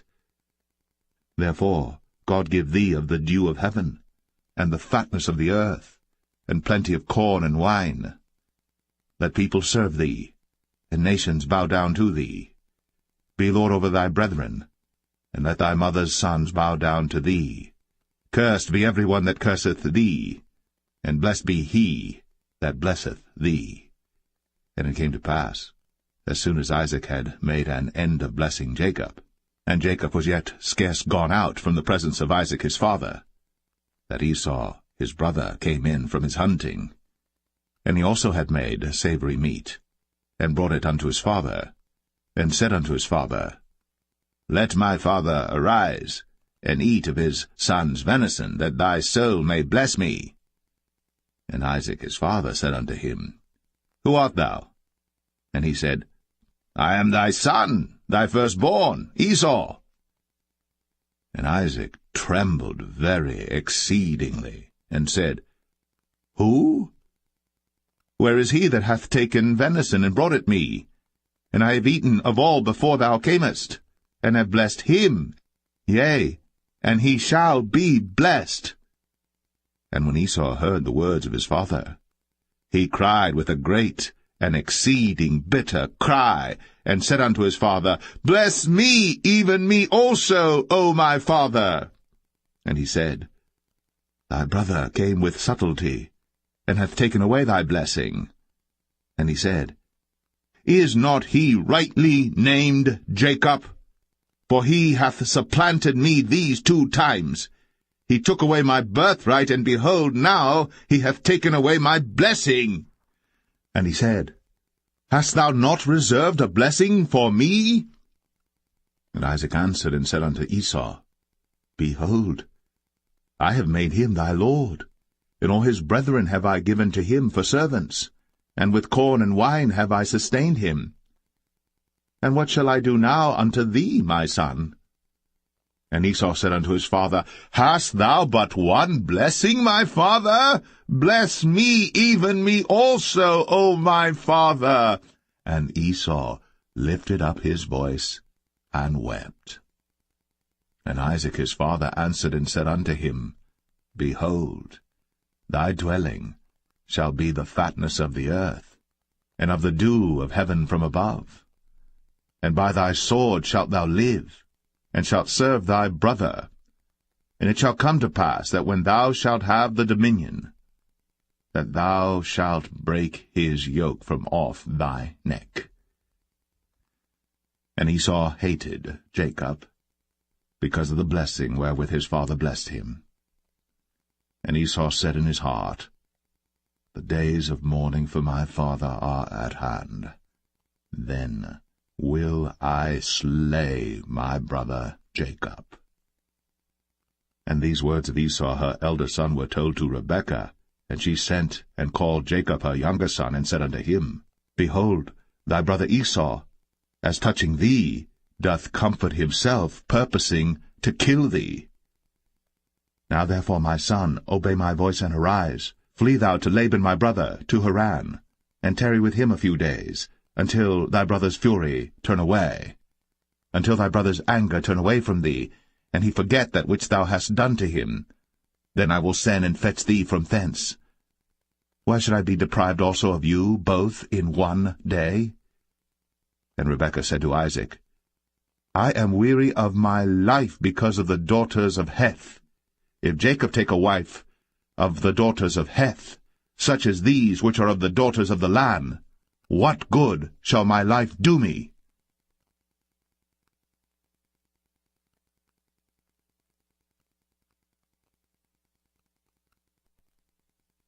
Genesis 28. And Isaac called Jacob, and blessed him, and charged him, and said unto him, Thou shalt not take a wife of the daughters of Canaan. Arise, go to Padan Aram, to the house of Bethuel thy mother's father, and take thee a wife from thence of the daughters of Laban thy mother's brother. And God Almighty bless thee, and make thee fruitful, and multiply thee, that thou mayest be a multitude of people, and give thee the blessing of Abraham to thee, and to thy seed with thee, that thou mayest inherit the land wherein thou art a stranger, which God gave unto Abraham. And Isaac sent away Jacob, and he went to Padan Aram unto Laban, son of Bethuel the Syrian, the brother of Rebekah, Jacob's and Esau's mother. When Esau saw that Isaac had blessed Jacob, and sent him away to Padan Aram, to take him a wife from thence, and that as he blessed him he gave him a charge, saying, Thou shalt not take a wife of the daughters of Canaan, and that Jacob obeyed his father and his mother, and was gone to Padan Aram.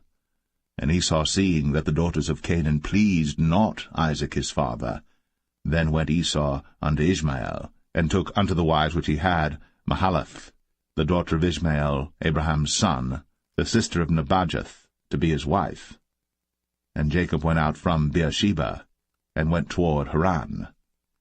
And he lighted upon a certain place, and tarried there all night, because the sun was set. And he took of the stones of that place, and put them for his pillows, and lay down in that place to sleep.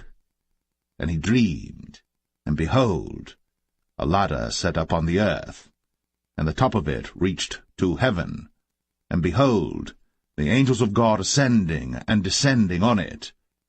And behold, the Lord stood above it, and said, I am the Lord God of Abraham thy father, and the God of Isaac. The land whereon thou liest, to thee will I give it, and to thy seed. And thy seed shall be as the dust of the earth, and thou shalt spread abroad to the west, and to the east, and to the north, and to the south. And in thee and in thy seed shall all the families of the earth be blessed. And behold, I am with thee, and will keep thee in all places whither thou goest, and will bring thee again into this land.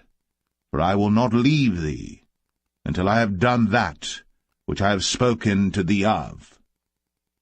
And Jacob awaked out of his sleep, and he said, Surely the Lord is in this place, and I knew it not.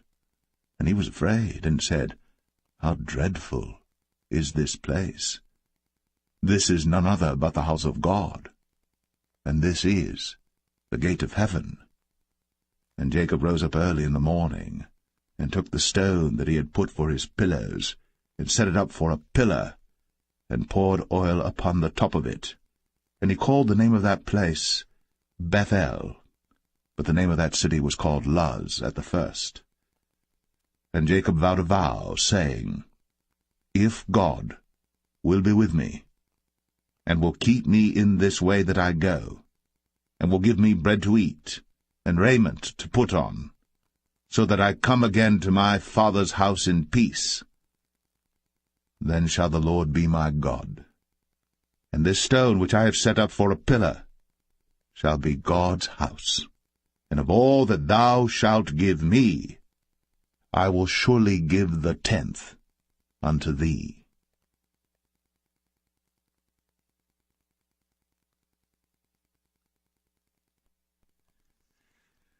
Genesis 29. Then Jacob went on his journey, and came into the land of the people of the east. And he looked, and behold, a well in the field, and lo, there were 3 flocks of sheep lying by it. For out of that well they watered the flocks, and a great stone was upon the well's mouth. And thither were all the flocks gathered, and they rolled the stone from the well's mouth, and watered the sheep, and put the stone again upon the well's mouth in his place. And Jacob said unto them, My brethren, whence be ye? And they said, Of Haran are we. And he said unto them, Know ye Laban the son of Nahor? And they said, We know him. And he said unto them, Is he well? And they said, He is well. And behold, Rachel his daughter cometh with the sheep. And he said, Lo, it is yet high day, neither is it time that the cattle should be gathered together. Water ye the sheep, and go and feed them. And they said, We cannot until all the flocks be gathered together, until they roll the stone from the well's mouth. Then we water the sheep. And while he yet spake with them, Rachel came with her father's sheep, for she kept them. And it came to pass, when Jacob saw Rachel the daughter of Laban his mother's brother, and the sheep of Laban his mother's brother, that Jacob went near, and rolled the stone from the well's mouth, and watered the flock of Laban his mother's brother. And Jacob kissed Rachel, and lifted up his voice and wept. And Jacob told Rachel that he was her father's brother, and that he was Rebekah's son. And she ran and told her father. And it came to pass, when Laban heard the tidings of Jacob his sister's son, that he ran to meet him, and embraced him, and kissed him, and brought him to his house. And he told Laban all these things. And Laban said to him, Surely thou art my bone and my flesh. And he abode with him the space of a month. And Laban said unto Jacob, Because thou art my brother, shouldest thou therefore serve me for naught? Tell me, what shall thy wages be? And Laban had 2 daughters. The name of the elder was Leah, and the name of the younger was Rachel. Leah was tender-eyed, but Rachel was beautiful and well-favored. And Jacob loved Rachel, and said, I will serve thee 7 years for Rachel thy younger daughter. And Laban said, It is better that I give her to thee, than that I should give her to another man. Abide with me. And Jacob served 7 years for Rachel. And they seemed unto him but a few days, for the love he had to her. And Jacob said unto Laban, Give me my wife, for my days are fulfilled, that I may go in unto her. And Laban gathered together all the men of the place, and made a feast. And it came to pass in the evening, that he took Leah his daughter, and brought her to him, and he went in unto her. And Laban gave unto his daughter Leah Zilpah his maid for an handmaid. And it came to pass, that in the morning, behold, it was Leah. And he said to Laban, What is this thou hast done unto me? Did not I serve with thee for Rachel? Wherefore then hast thou beguiled me? And Laban said, It must not be so done in our country to give the younger before the firstborn. Fulfill her week, and we will give thee this also for the service which thou shalt serve with me yet 7 other years. And Jacob did so, and fulfilled her week, and he gave him Rachel his daughter to wife also. And Laban gave to Rachel his daughter Bilhah his handmaid to be her maid. And he went in also unto Rachel. And he loved also Rachel more than Leah, and served with him yet 7 other years. And when the Lord saw that Leah was hated, he opened her womb. But Rachel was barren, and Leah conceived, and bare a son. And she called his name Reuben, for she said, Surely the Lord hath looked upon my affliction, now therefore my husband will love me. And she conceived again, and bare a son, and said, Because the Lord hath heard that I was hated, he hath therefore given me this son also. And she called his name Simeon. And she conceived again, and bare a son, and said, Now this time will my husband be joined unto me, because I have borne him 3 sons. Therefore was his name called Levi. And she conceived again, and bare a son, and she said, Now will I praise the Lord. Therefore she called his name Judah, and left bearing.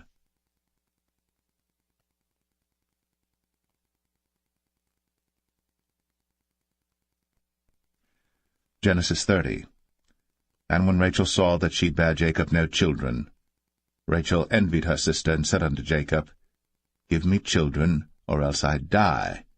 And Jacob's anger was kindled against Rachel, and he said, Am I in God's stead, who hath withheld from thee the fruit of the womb? And she said, Behold my maid Bilhah, go in unto her, and she shall bear upon my knees, that I may also have children by her. And she gave him Bilhah her handmaid to wife, and Jacob went in unto her. And Bilhah conceived, and bare Jacob a son. And Rachel said, God hath judged me, and hath also heard my voice, and hath given me a son. Therefore called she his name Dan. And Bilhah Rachel's maid conceived again, and bare Jacob a second son. And Rachel said, With great wrestlings have I wrestled with my sister, and I have prevailed. And she called his name Naphtali. When Leah saw that she had left bearing, she took Zilpah her maid, and gave her Jacob to wife. And Zilpah Leah's maid bare Jacob a son. And Leah said, A troop cometh. And she called his name Gad. And Zilpah Leah's maid bare Jacob a second son. And Leah said, Happy am I, for the daughters will call me blessed. And she called his name Asher. And Reuben went in the days of wheat harvest, and found mandrakes in the field, and brought them unto his mother Leah. Then Rachel said to Leah, Give me, I pray thee, of thy son's mandrakes. And she said unto her, Is it a small matter that thou hast taken my husband? And wouldst thou take away my son's mandrakes also? And Rachel said, Therefore he shall lie with thee tonight, for thy son's mandrakes. And Jacob came out of the field in the evening, and Leah went out to meet him, and said, Thou must come in unto me, for surely I have hired thee with my son's mandrakes. And he lay with her that night. And God hearkened unto Leah, and she conceived, and bare Jacob the 5th son. And Leah said, God hath given me my hire, because I have given my maiden to my husband. And she called his name Issachar. And Leah conceived again, and bare Jacob the 6th son. And Leah said, God hath endued me with a good dowry. Now will my husband dwell with me, because I have borne him 6 sons. And she called his name Zebulun. And afterwards she bare a daughter, and called her name Dinah. And God remembered Rachel, and God hearkened to her, and opened her womb. And she conceived, and bare a son, and said, God hath taken away my reproach. And she called his name Joseph, and said, The Lord shall add to me another son. And it came to pass, when Rachel had borne Joseph, that Jacob said unto Laban, Send me away, that I may go unto mine own place, and to my country? Give me my wives and my children, for whom I have served thee, and let me go, for thou knowest my service which I have done thee. And Laban said unto him, I pray thee, if I have found favour in thine eyes, tarry, for I have learned by experience that the Lord hath blessed me for thy sake. And he said, Appoint me thy wages, and I will give it.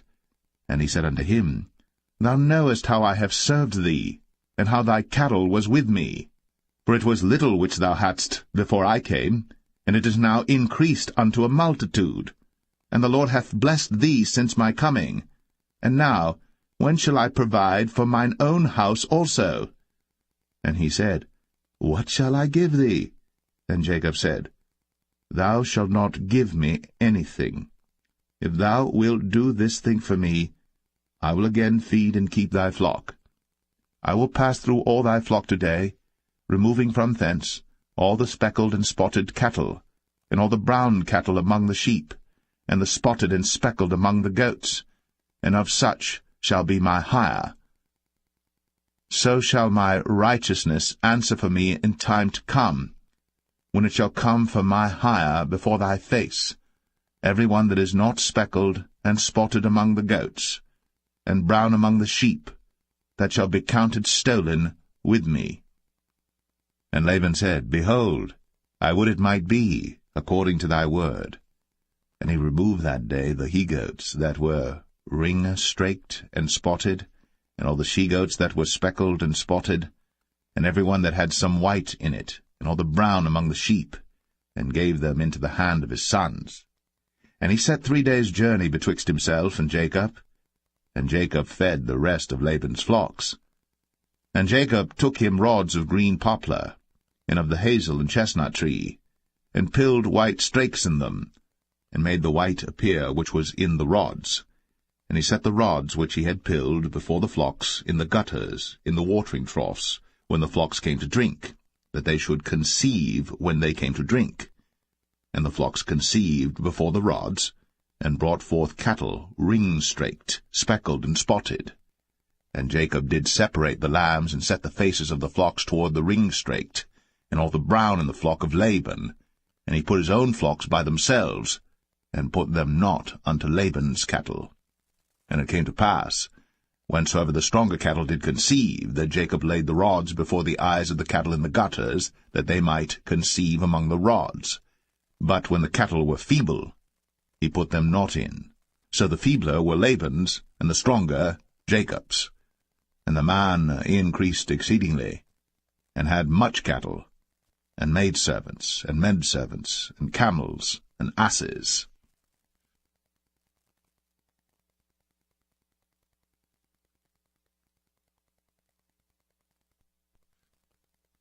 Genesis 31. And he heard the words of Laban's sons, saying, Jacob hath taken away all that was our father's, and of that which was our father's hath he gotten all this glory. And Jacob beheld the countenance of Laban, and behold, it was not toward him as before. And the Lord said unto Jacob, Return unto the land of thy fathers, and to thy kindred, and I will be with thee. And Jacob sent and called Rachel and Leah to the field unto his flock, and said unto them, I see your father's countenance, that it is not toward me as before, but the God of my father hath been with me. And ye know that with all my power I have served your father. And your father hath deceived me, and changed my wages 10 times. But God suffered him not to hurt me. If he said thus, The speckled shall be thy wages, then all the cattle bear speckled.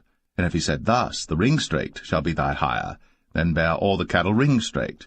Thus God hath taken away the cattle of your father, and given them to me. And it came to pass at the time that the cattle conceived, that I lifted up mine eyes, and saw in a dream, and behold, the rams which leaped upon the cattle were ring-straked, speckled, and grizzled. And the angel of God spake unto me in a dream, saying, Jacob. And I said, Here am I. And he said, Lift up now thine eyes, and see all the rams which leap upon the cattle are ring-straked, speckled, and grizzled. For I have seen all that Laban doeth unto thee. I am the God of Bethel, where thou anointest the pillar, and where thou vowest a vow unto me. Now arise, get thee out from this land, and return unto the land of thy kindred. And Rachel and Leah answered and said unto him, Is there yet any portion or inheritance for us in our father's house? Are we not counted of him strangers? For he hath sold us, and hath quite devoured also our money. For all the riches which God hath taken from our father, that is ours and our children's. Now then, whatsoever God hath said unto thee, do. Then Jacob rose up, and set his sons and his wives upon camels. And he carried away all his cattle, and all his goods which he had gotten, the cattle of his getting which he had gotten in Padan Aram, for to go to Isaac his father in the land of Canaan. And Laban went to shear his sheep, and Rachel had stolen the images that were her father's.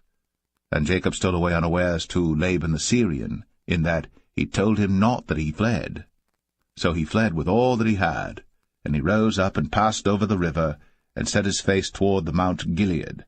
And it was told Laban on the 3rd day that Jacob was fled. And he took his brethren with him, and pursued after him 7 days' journey. And they overtook him in the Mount Gilead. And God came to Laban the Syrian in a dream by night, and said unto him, Take heed that thou speak not to Jacob either good or bad. Then Laban overtook Jacob.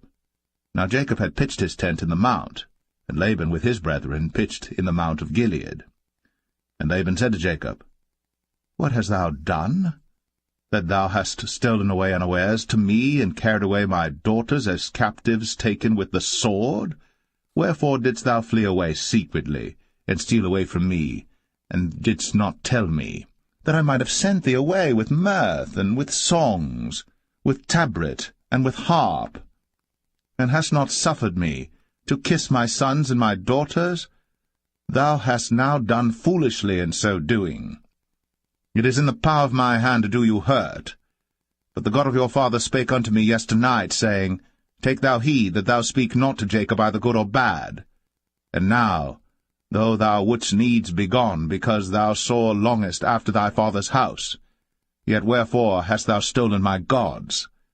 And Jacob answered and said to Laban, Because I was afraid, for I said, Peradventure thou wouldst take by force thy daughters from me. With whomsoever thou findest thy gods, let him not live. Before our brethren discern thou what is thine with me, and take it to thee. For Jacob knew not that Rachel had stolen them. And Laban went into Jacob's tent, and into Leah's tent, and into the 2 maidservants' tents, but he found them not. Then went he out of Leah's tent, and entered into Rachel's tent. Now Rachel had taken the images, and put them in the camel's furniture, and sat upon them. And Laban searched all the tent, but found them not. And she said to her father, Let it not displease my lord that I cannot rise up before thee, for the custom of women is upon me. And he searched, but found not the images. And Jacob was wroth, and chode with Laban.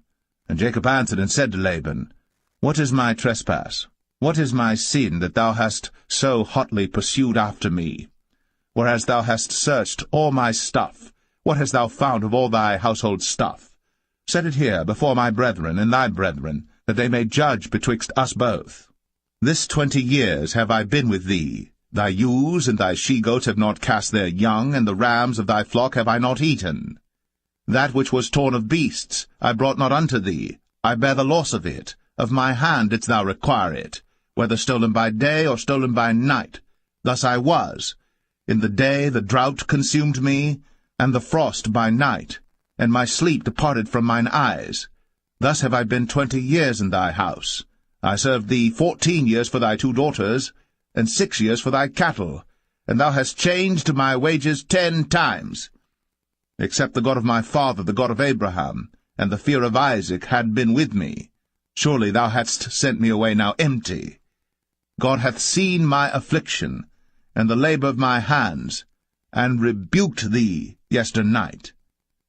And Laban answered and said unto Jacob, These daughters are my daughters, and these children are my children, and these cattle are my cattle, and all that thou seest is mine.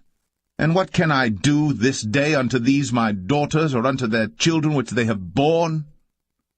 Now therefore come thou, let us make a covenant, I and thou, and let it be for a witness between me and thee.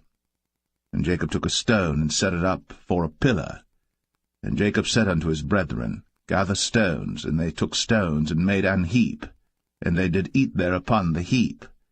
And Laban called it Jegar-sahadathah, but Jacob called it Galeed. And Laban said, This heap is a witness between me and thee this day. Therefore was the name of it called Galeed. And Mizpah, for he said, The Lord watch between me and thee, when we are absent one from another. If thou shalt afflict my daughters, or if thou shalt take other wives beside my daughters, no man is with us. See, God is witness betwixt me and thee. And Laban said to Jacob, Behold this heap, and behold this pillar, which I have cast betwixt me and thee. This heap be witness, and this pillar be witness, that I will not pass over this heap to thee, and that thou shalt not pass over this heap and this pillar unto me for harm. The God of Abraham and the God of Nahor, the God of their father, judge betwixt us. And Jacob sware by the fear of his father Isaac. Then Jacob offered sacrifice upon the mount, and called his brethren to eat bread. And they did eat bread, and tarried all night in the mount. And early in the morning Laban rose up, and kissed his sons and his daughters, and blessed them. And Laban departed, and returned unto his place.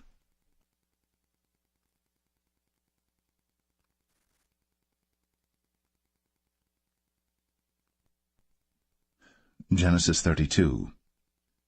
And Jacob went on his way, and the angels of God met him. And when Jacob saw them, he said, This is God's host. And he called the name of that place Mahanaim. And Jacob sent messengers before him to Esau his brother unto the land of Seir, the country of Edom. And he commanded them, saying, Thus shall ye speak unto my lord Esau. Thy servant Jacob saith thus, I have sojourned with Laban, and stayed there until now. And I have oxen and asses, flocks and menservants and women servants. And I have sent to tell my lord that I may find grace in thy sight. And the messengers returned to Jacob, saying, We came to thy brother Esau, and also he cometh to meet thee, and 400 men with him. Then Jacob was greatly afraid and distressed. And he divided the people that was with him, and the flocks and herds, and the camels, into 2 bands, and said, If Esau come to the one company and smite it, then the other company which is left shall escape. And Jacob said, O God of my father Abraham, and God of my father Isaac, the Lord which saidest unto me, Return unto thy country, and to thy kindred, and I will deal well with thee. I am not worthy of the least of all the mercies, and of all the truth which thou hast shown unto thy servant. For with my staff I passed over this Jordan, and now I am become 2 bands. Deliver me, I pray thee, from the hand of my brother, from the hand of Esau, for I fear him, lest he will come and smite me, and the mother with the children. And thou saidest, I will surely do thee good, and make thy seed as the sand of the sea, which cannot be numbered for multitude. And he lodged there that same night, and took of that which came to his hand a present for Esau his brother, 200 she-goats, and 20 he-goats, 200 ewes, and 20 rams, 30 milch camels with their coats, 40 kine, and 10 bulls, 20 she-asses, and 10 foals. And he delivered them into the hand of his servants, every drove by themselves, and said unto his servants, Pass over before me, and put a space betwixt drove and drove. And he commanded the foremost, saying, When Esau my brother meeteth thee, and asketh thee, saying, Whose art thou? And whither goest thou? And whose are these before thee? Then thou shalt say, They be thy servant Jacob's. It is a present sent unto my lord Esau, and behold, also he is behind us. And so commanded he the second and the third, and all that followed the drove, saying, On this manner shall ye speak unto Esau, when ye find him. And say ye moreover, Behold, thy servant Jacob is behind us. For he said, I will appease him with the present that goeth before me, and afterward I will see his face. Peradventure he will accept of me. So went the present over before him, and himself lodged that night in the company. And he rose up that night, and took his 2 wives, and his 2 women servants, and his 11 sons, and passed over the ford Jabbok. And he took them, and sent them over the brook, and sent over that he had. And Jacob was left alone. And there wrestled a man with him until the breaking of the day. And when he saw that he prevailed not against him, he touched the hollow of his thigh, and the hollow of Jacob's thigh was out of joint as he wrestled with him. And he said, Let me go, for the day breaketh. And he said, I will not let thee go, except thou bless me. And he said unto him, What is thy name? And he said, Jacob. And he said, Thy name shall be called no more Jacob, but Israel. For as a prince hast thou power with God and with men, and hast prevailed. And Jacob asked him, and said, Tell me, I pray thee, thy name. And he said, Wherefore is it that thou dost ask after my name? And he blessed him there. And Jacob called the name of the place Peniel, for I have seen God face to face, and my life is preserved. And as he passed over Penuel, the sun rose upon him, and he halted upon his thigh. Therefore the children of Israel eat not of the sinew which shrank, which is upon the hollow of the thigh, unto this day, because he touched the hollow of Jacob's thigh in the sinew that shrank.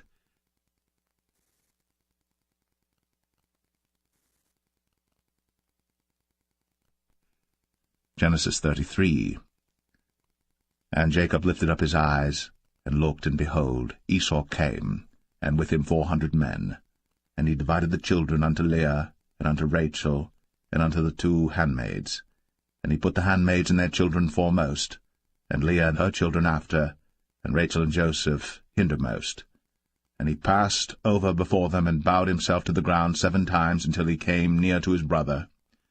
And Esau ran to meet him, and embraced him, and fell on his neck, and kissed him, and they wept.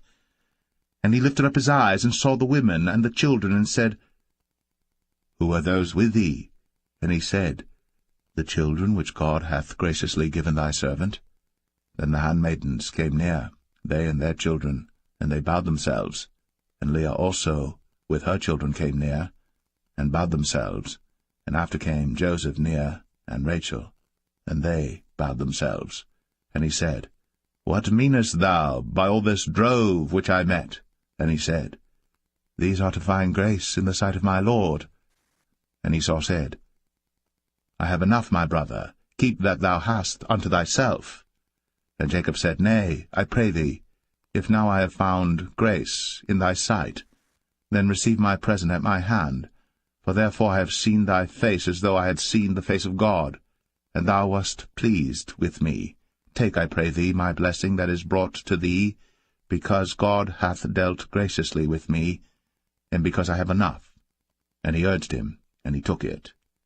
And he said, Let us take our journey, and let us go, and I will go before thee.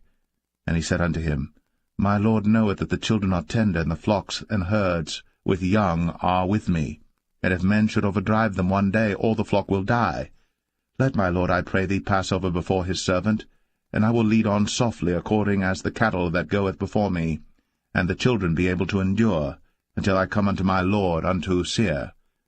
And Esau said, Let me now leave with thee some of the folk that are with me. And he said, What needeth it? Let me find grace in the sight of my Lord. So Esau returned that day on his way unto Seir. And Jacob journeyed to Succoth, and built him an house, and made booths for his cattle. Therefore the name of the place is called Succoth. And Jacob came to Shalem, a city of Shechem, which is in the land of Canaan, when he came from Padan Aram, and pitched his tent before the city. And he bought a parcel of a field, where he had spread his tent, at the hand of the children of Hamor, Shechem's father, for 100 pieces of money. And he erected there an altar, and called it El Elohe Israel.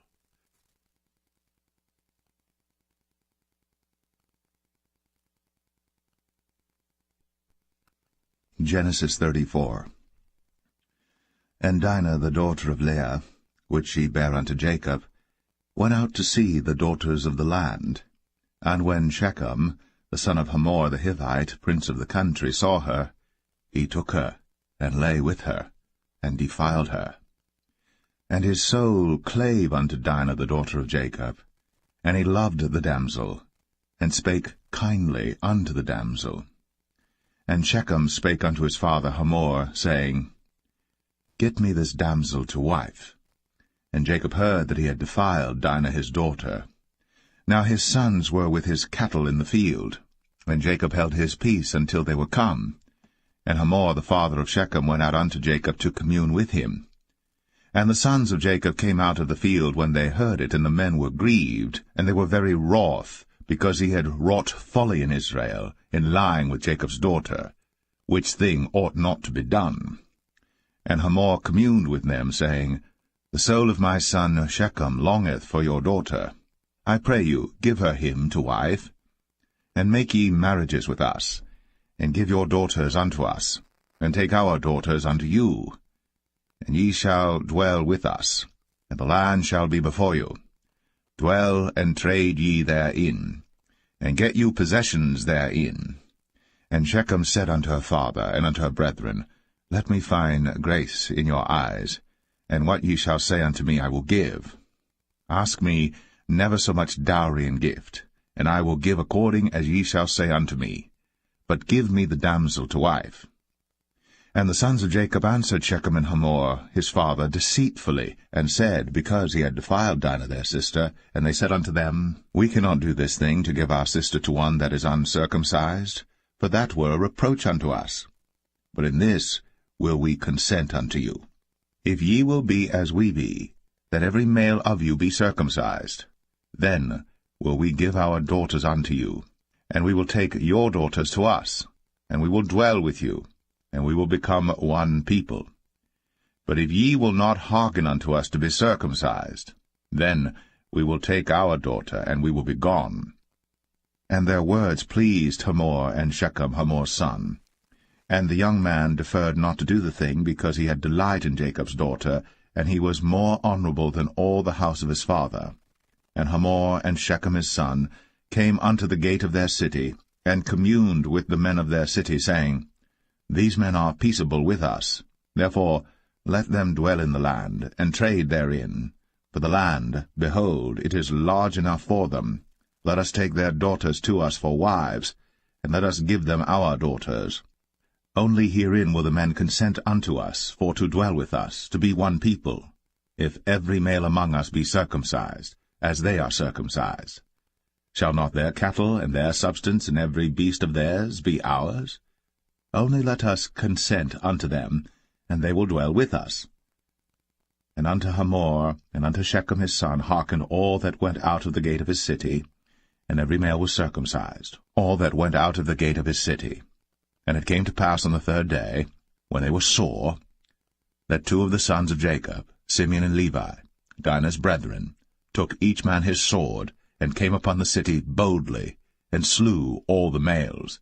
And they slew Hamor and Shechem his son with the edge of the sword, and took Dinah out of Shechem's house, and went out.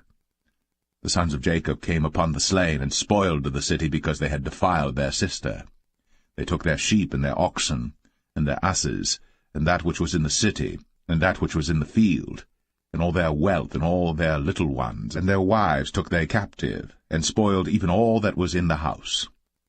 And Jacob said to Simeon and Levi, Ye have troubled me to make me to stink among the inhabitants of the land, among the Canaanites and the Perizzites.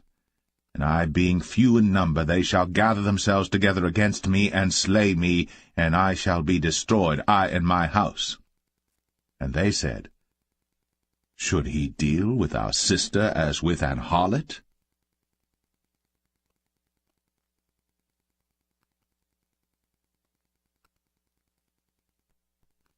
Genesis 35.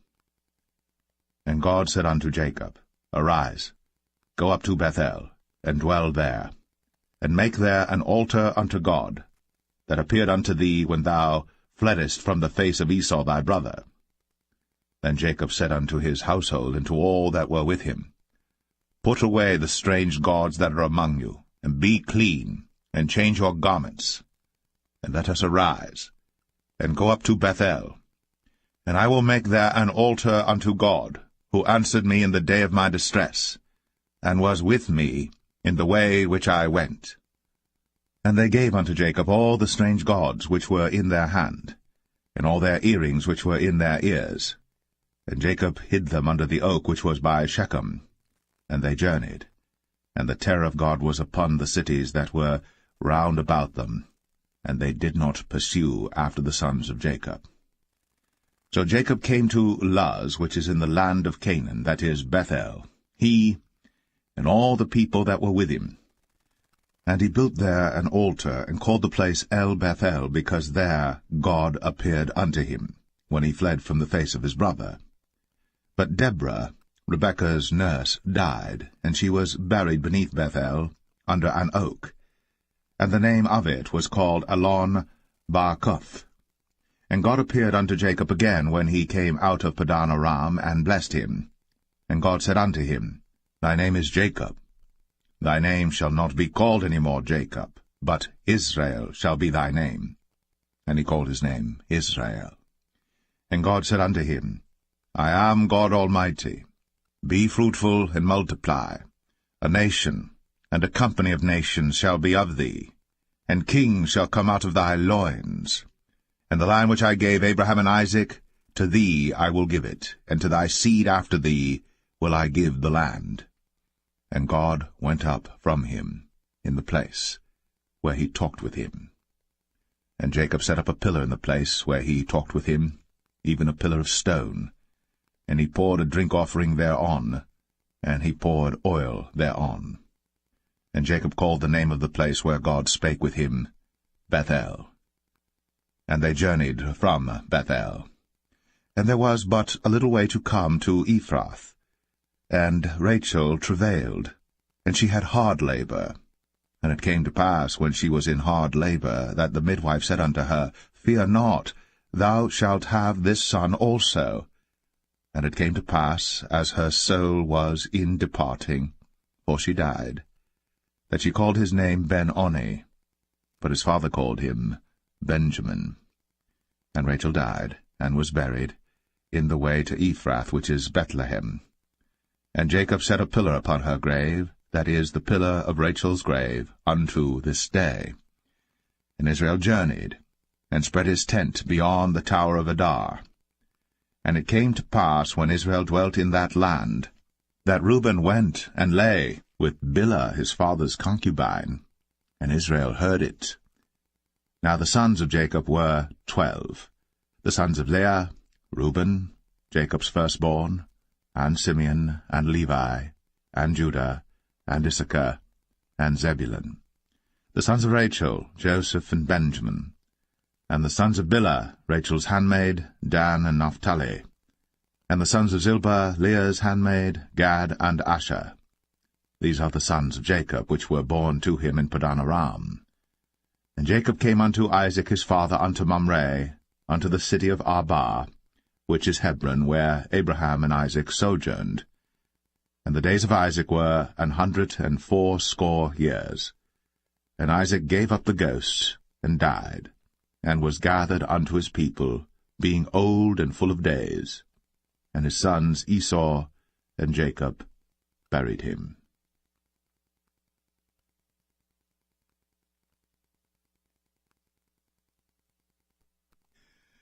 Genesis 36.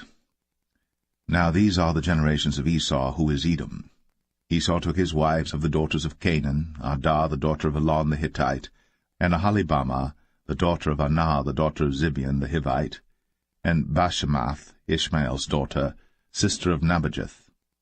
And Adah bare to Esau Eliphaz, and Bashemath bare Ruel.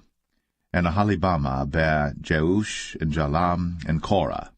These are the sons of Esau, which were born unto him in the land of Canaan. And Esau took his wives, and his sons, and his daughters, and all the persons of his house, and his cattle, and all his beasts, and all his substance, which he had got in the land of Canaan, and went into the country from the face of his brother Jacob. For their riches were more than that they might dwell together, and the land wherein they were strangers could not bear them because of their cattle. Thus dwelt Esau in Mount Seir. Esau is Edom. And these are the generations of Esau, the father of the Edomites, in Mount Seir. These are the names of Esau's sons: Eliphaz the son of Adah, the wife of Esau; Reuel the son of Bashemath, the wife of Esau.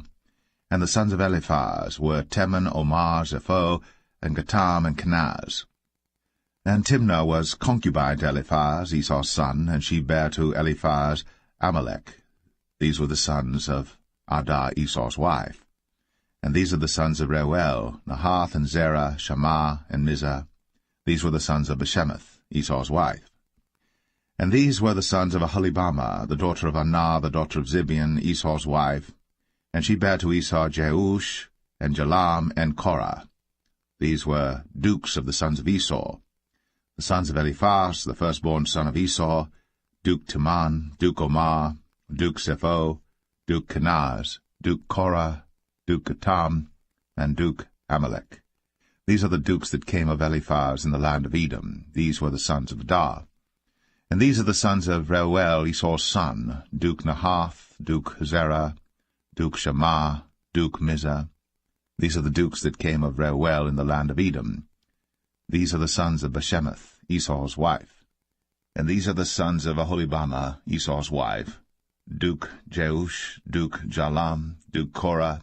These were the dukes that came of Aholibamah, the daughter of Anah, Esau's wife. These are the sons of Esau, who is Edom, and these are their dukes. These are the sons of Seir the Horite, who inhabited the land: Lotan, and Shobal, and Zibeon, and Anah, and Dishon, and Ezer, and Dishan. These are the dukes of the Horites, the children of Seir in the land of Edom. And the children of Lotan were Hori and Hemam, and Lotan's sister was Timnah. And the children of Shobal were these: Alvan, and Manahath, and Ebal, Shepho, and Onam. And these are the children of Zibeon, both Ajah and Anah. This was that Anah that found the mules in the wilderness, as he fed the asses of Zibeon his father. And the children of Anah were these: Dishon, and Aholibamah the daughter of Anah. And these are the children of Dishon: Hemdan, and Eshban, and Ithran, and Cheran. The children of Ezer are these: Bilhan, and Zavan, and Akan. The children of Dishan are these: Uz, and Aran. These are the dukes that came of the Horites: Duke Lotan, Duke Shobal, Duke Zibeon, Duke Anah, Duke Dishon, Duke Ezer, Duke Dishan. These are the dukes that came of Hori among their dukes in the land of Seir. And these are the kings that reigned in the land of Edom, before there reigned any king over the children of Israel. And Bela the son of Beor reigned in Edom, and the name of his city was Dinhabah. And Bela died, and Jobab the son of Zerah of Bozrah reigned in his stead. And Jobab died, and Husham of the land of Temani reigned in his stead. And Husham died, and Hadad the son of Bedad, who smote Midian in the field of Moab, reigned in his stead. And the name of his city was Avith. And Hadad died, and Samlah of Masrekah reigned in his stead. And Samlah died, and Saul of Rehoboth by the river reigned in his stead. And Saul died, and Baal-Hanan the son of Achbor reigned in his stead. And Baal-Hanan the son of Achbor died, and Hadad reigned in his stead. And the name of his city was Pau, and his wife's name was Mehetabel, and the daughter of Matred, the daughter of Mezahab. And these are the names of the dukes that came of Esau, according to their families after their places, by their names: Duke Timnah, Duke Alva, Duke Jetheth, Duke Aholibamah, Duke Elah, Duke Pinon, Duke Kenaz, Duke Teman, Duke Mibsar, Duke Magdiel, Duke Aram. These be the dukes of Edom, according to their habitations in the land of their possession. He is Esau, the father of the Edomites.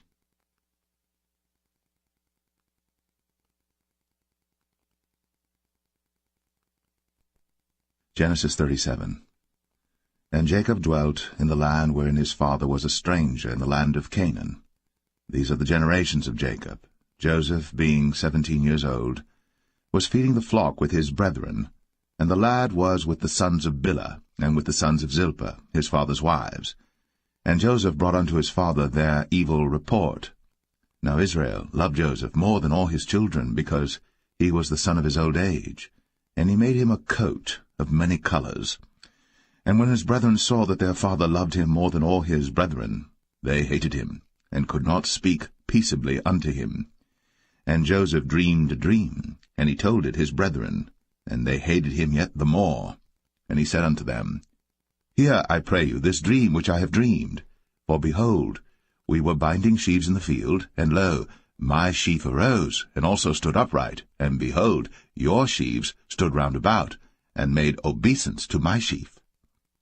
And his brethren said to him, Shalt thou indeed reign over us? Or shalt thou indeed have dominion over us? And they hated him yet the more for his dreams, and for his words. And he dreamed yet another dream, and told it his brethren, and said, Behold, I have dreamed a dream more, and behold, the sun, and the moon, and the 11 stars made obeisance to me. And he told it to his father, and to his brethren, and his father rebuked him, and said unto him, What is this dream that thou hast dreamed? Shall I and thy mother, and thy brethren indeed come to bow down ourselves to thee to the earth? And his brethren envied him. But his father observed the saying. And his brethren went to feed their father's flock in Shechem.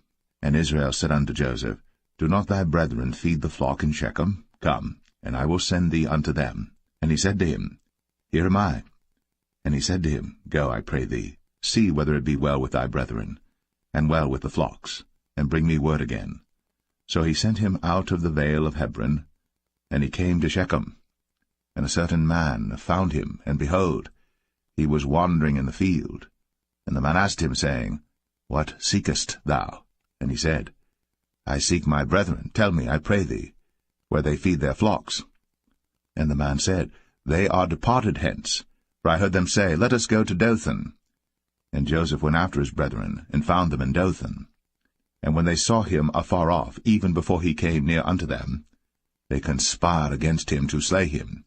And they said one to another, Behold, this dreamer cometh. Come now, therefore, and let us slay him, and cast him into some pit. And we will say, Some evil beast hath devoured him, and we shall see what will become of his dreams.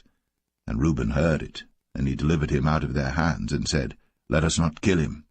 And Reuben said unto them, Shed no blood, but cast him into this pit that is in the wilderness, and lay no hand upon him, that he might rid him out of their hands, to deliver him to his father again. And it came to pass, when Joseph was come unto his brethren, that they stripped Joseph out of his coat of many colors that was on him, and they took him, and cast him into a pit. And the pit was empty, there was no water in it. And they sat down to eat bread. And they lifted up their eyes and looked, and behold, a company of Ishmaelites came from Gilead with their camels bearing spicery and balm and myrrh, going to carry it down to Egypt. And Judah said unto his brethren, What profit is it if we slay our brother, and conceal his blood? Come, and let us sell him to the Ishmaelites, and let not our hand be upon him, for he is our brother, and our flesh. And his brethren were content. Then there passed by Midianites, merchantmen, and they drew and lifted up Joseph out of the pit, and sold Joseph to the Ishmaelites for 20 pieces of silver, and they brought Joseph into Egypt. And Reuben returned unto the pit, and behold, Joseph was not in the pit. And he rent his clothes.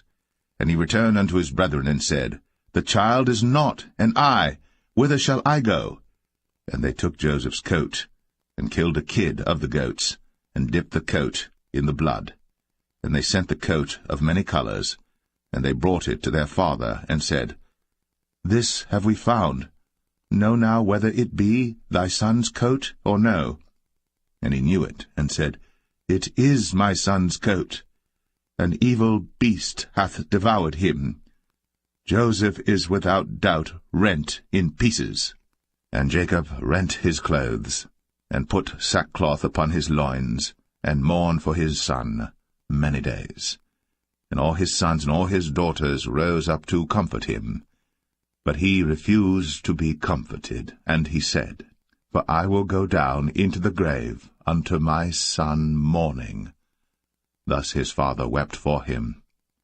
And the Midianites sold him into Egypt unto Potiphar, an officer of Pharaoh's, and captain of the guard.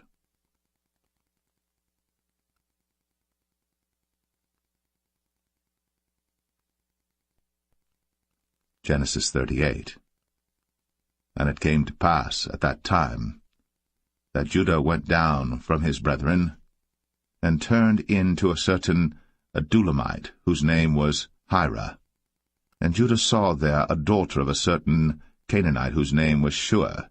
And he took her, and went in unto her. And she conceived, and bare a son. And he called his name Er. And she conceived again, and bare a son. And she called his name Onan. And she yet again conceived, and bare a son.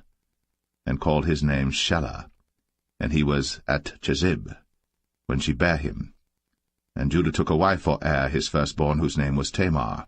And Er, Judah's firstborn, was wicked in the sight of the Lord, and the Lord slew him. And Judah said unto Onan, Go in unto thy brother's wife, and marry her, and raise up seed to thy brother. And Onan knew that the seed should not be his. And it came to pass, when he went in unto his brother's wife, that he spilled it on the ground, lest that he should give seed to his brother. And the thing which he did displeased the Lord, wherefore he slew him also. Then said Judah to Tamar his daughter-in-law, Remain a widow at thy father's house, till Shelah my son be grown. For he said, Lest peradventure he die also, as his brethren did. And Tamar went and dwelt in her father's house. And in process of time the daughter of Shua, Judah's wife, died. And Judah was comforted, and went up unto his sheep-shearers to Timnath, he and his friend Hira the Adulamite. And it was told Tamar, saying, Behold, thy father-in-law goeth up to Timnath to shear his sheep. And she put her widow's garments off from her, and covered her with a veil, and wrapped herself, and sat in an open place, which is by the way to Timnath. For she saw that Shelah was grown, and she was not given unto him to wife. When Judah saw her, he thought her to be an harlot, because she had covered her face. And he turned unto her by the way, and said, Go to, I pray thee, let me come in unto thee. For he knew not that she was his daughter-in-law. And she said, What wilt thou give me, that thou mayest come in unto me? And he said, I will send thee a kid from the flock. And she said, Wilt thou give me a pledge, till thou send it? And he said, What pledge shall I give thee? And she said, Thy signet, and thy bracelets, and thy staff that is in thine hand. And he gave it her, and came in unto her. And she conceived by him. And she arose and went away, and laid by her veil from her, and put on the garments of her widowhood. And Judah sent the kid by the hand of his friend the Adulamite, to receive his pledge from the woman's hand, but he found her not. Then he asked the men of that place, saying, Where is the harlot that was openly by the wayside? And they said, There was no harlot in this place. And he returned to Judah, and said, I cannot find her. And also the men of the place said that there was no harlot in this place. And Judah said, Let her take it to her, lest we be shamed. Behold, I sent this kid, and thou hast not found her. And it came to pass about 3 months after that it was told Judah, saying, Tamar, thy daughter-in-law, hath played the harlot, and also, behold, she is with child by whoredom. And Judah said, Bring her forth, and let her be burnt. When she was brought forth, she sent to her father-in-law, saying, By the man whose these are am I with child. And she said, Discern, I pray thee, whose are these? The signet, and bracelets, and staff. And Judah acknowledged them, and said, She hath been more righteous than I, because that I gave her not to Shelah my son. And he knew her again no more. And it came to pass in the time of her travail, that, behold, twins were in her womb. And it came to pass, when she travailed, that the one put out his hand, and the midwife took and bound upon his hand a scarlet thread, saying, This came out first. And it came to pass, as he drew back his hand, that, behold, his brother came out. And she said, How hast thou broken forth? This breach be upon thee. Therefore his name was called Pharez. And afterward came out his brother, that had the scarlet thread upon his hand, and his name was called Zerah.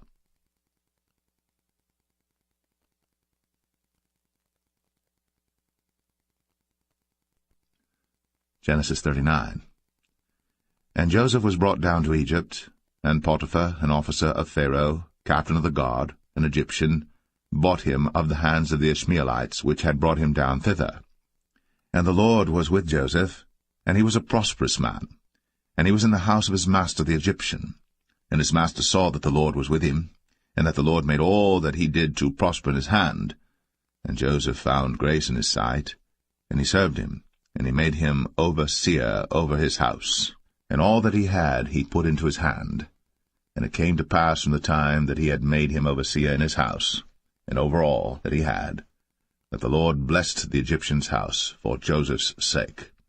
And the blessing of the Lord was upon all that he had in the house and in the field. And he left all that he had in Joseph's hand. And he knew not aught he had, save the bread which he did eat. And Joseph was a goodly person, and well-favored. And it came to pass after these things that his master's wife cast her eyes upon Joseph, and she said, Lie with me. But he refused, and said unto his master's wife, Behold, my master wotteth not what is with me in the house, and he hath committed all that he hath to my hand. There is none greater in this house than I, neither hath he kept back anything from me but thee, because thou art his wife. How then can I do this great wickedness and sin against God? And it came to pass, as she spake to Joseph day by day, that he hearkened not unto her, to lie by her, or to be with her. And it came to pass about this time, that Joseph went into the house to do his business, and there was none of the men of the house there within. And she caught him by his garment, saying, Lie with me. And he left his garment in her hand, and fled, and got him out. And it came to pass, when she saw that he had left his garment in her hand, and was fled forth, that she called unto the men of her house, and spake unto them, saying, See, he hath brought in an Hebrew unto us to mock us. He came in unto me to lie with me, and I cried with a loud voice. And it came to pass, when he heard that I lifted up my voice and cried, that he left his garment with me, and fled, and got him out. And she laid up his garment by her, until his lord came home. And she spake unto him according to these words, saying, The Hebrew servant which thou hast brought unto us came in unto me to mock me. And it came to pass, as I lifted up my voice and cried, that he left his garment with me, and fled out. And it came to pass, when his master heard the words of his wife, which she spake unto him, saying, After this manner did thy servant to me, that his wrath was kindled. And Joseph's master took him, and put him into the prison, a place where the king's prisoners were bound. And he was there in the prison. But the Lord was with Joseph, and showed him mercy, and gave him favor in the sight of the keeper of the prison. And the keeper of the prison committed to Joseph's hand all the prisoners that were in the prison. And whatsoever they did there, he was the doer of it. The keeper of the prison looked not to anything that was under his hand, because the Lord was with him. And that which he did, the Lord made it to prosper.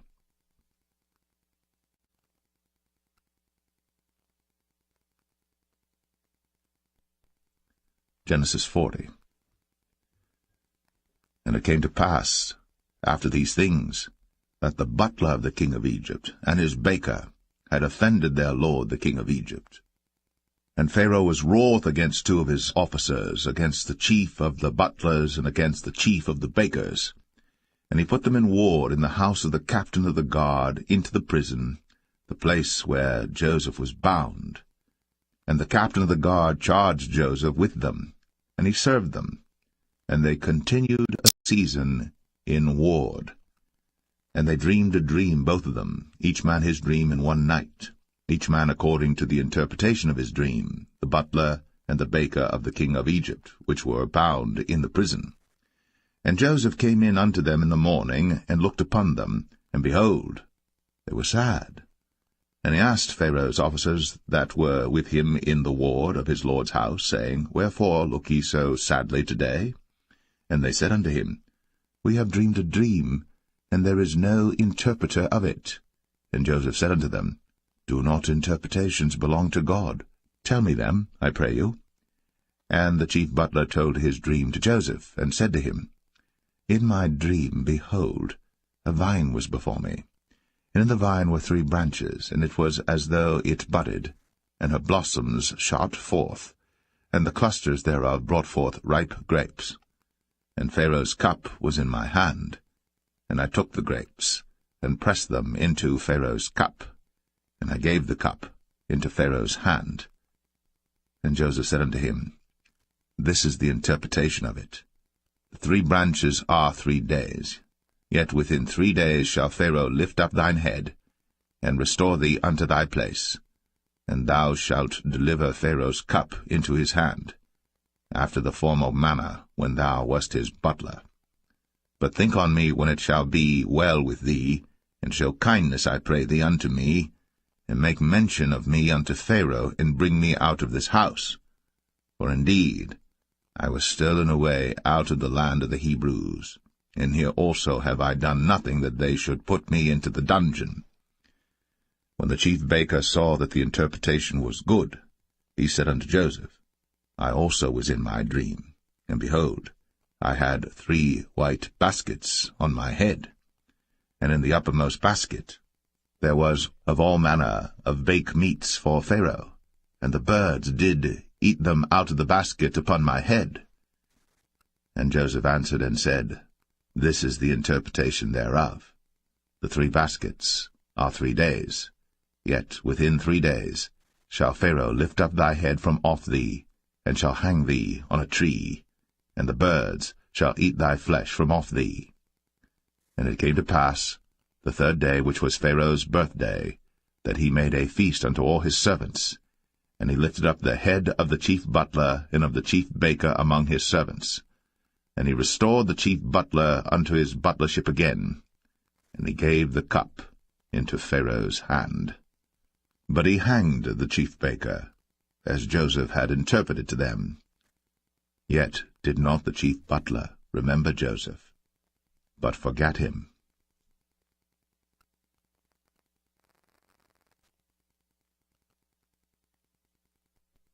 Genesis 41. And it came to pass at the end of 2 full years, that Pharaoh dreamed, and behold, he stood by the river. And behold, there came up out of the river 7 well-favoured kine, and fat-fleshed, and they fed in a meadow. And behold, 7 other kine came up after them out of the river, ill-favoured, and lean-fleshed, and stood by the other kine upon the brink of the river. And the ill-favoured and lean-fleshed kine did eat up the 7 well-favoured and fat kine. So Pharaoh awoke. And he slept and dreamed the 2nd time, and behold, 7 ears of corn came up upon 1 stalk, rank and good. And behold, 7 thin ears, and blasted with the east wind sprung up after them.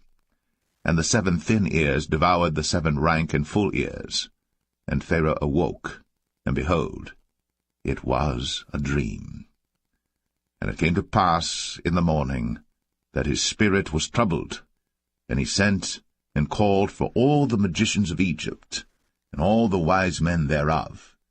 And Pharaoh told them his dream, but there was none that could interpret them unto Pharaoh. Then spake the chief butler unto Pharaoh, saying, I do remember my faults this day.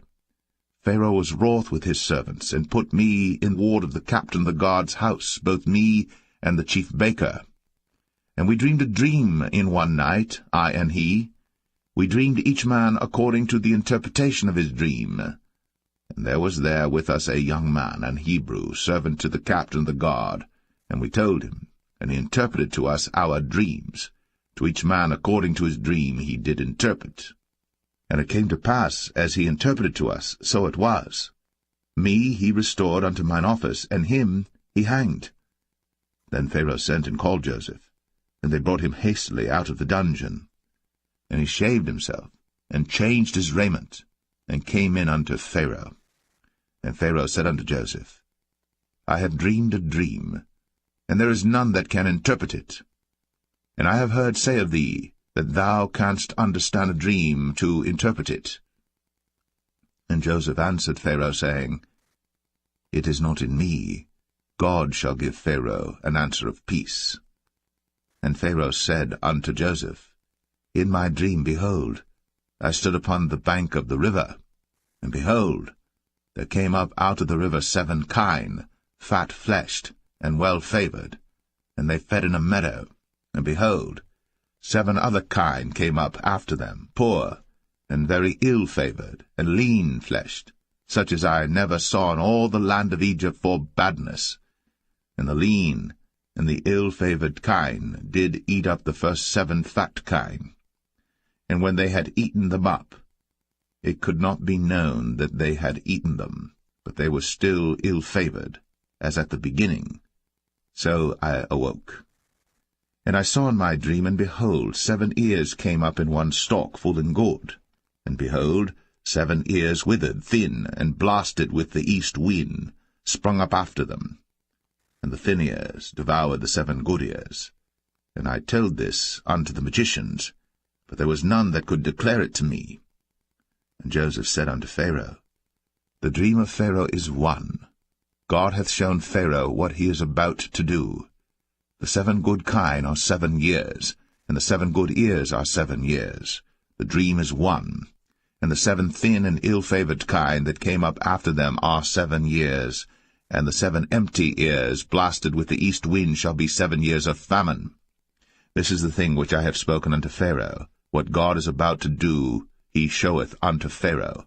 Behold, there come 7 years of great plenty throughout all the land of Egypt, and there shall arise after them 7 years of famine, and all the plenty shall be forgotten in the land of Egypt, and the famine shall consume the land, and the plenty shall not be known in the land by reason of that famine following, for it shall be very grievous. And for that the dream was doubled unto Pharaoh twice. It is because the thing is established by God, and God will shortly bring it to pass. Now therefore let Pharaoh look out a man discreet and wise, and set him over the land of Egypt. Let Pharaoh do this, and let him appoint officers over the land, and take up the 5th part of the land of Egypt in the 7 plenteous years, and let them gather all the food of those good years that come, and lay up corn under the hand of Pharaoh, and let them keep food in the cities.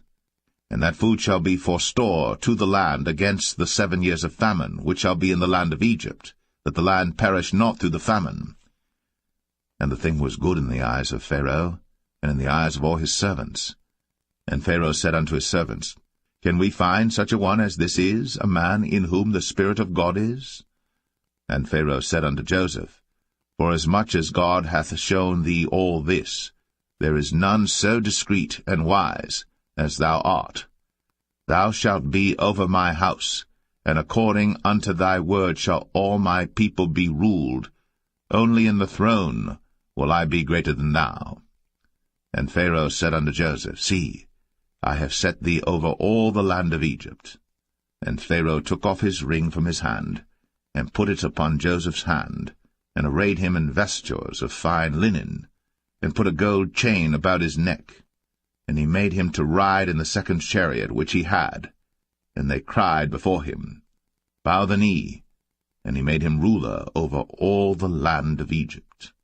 And Pharaoh said unto Joseph, I am Pharaoh, and without thee shall no man lift up his hand or foot in all the land of Egypt.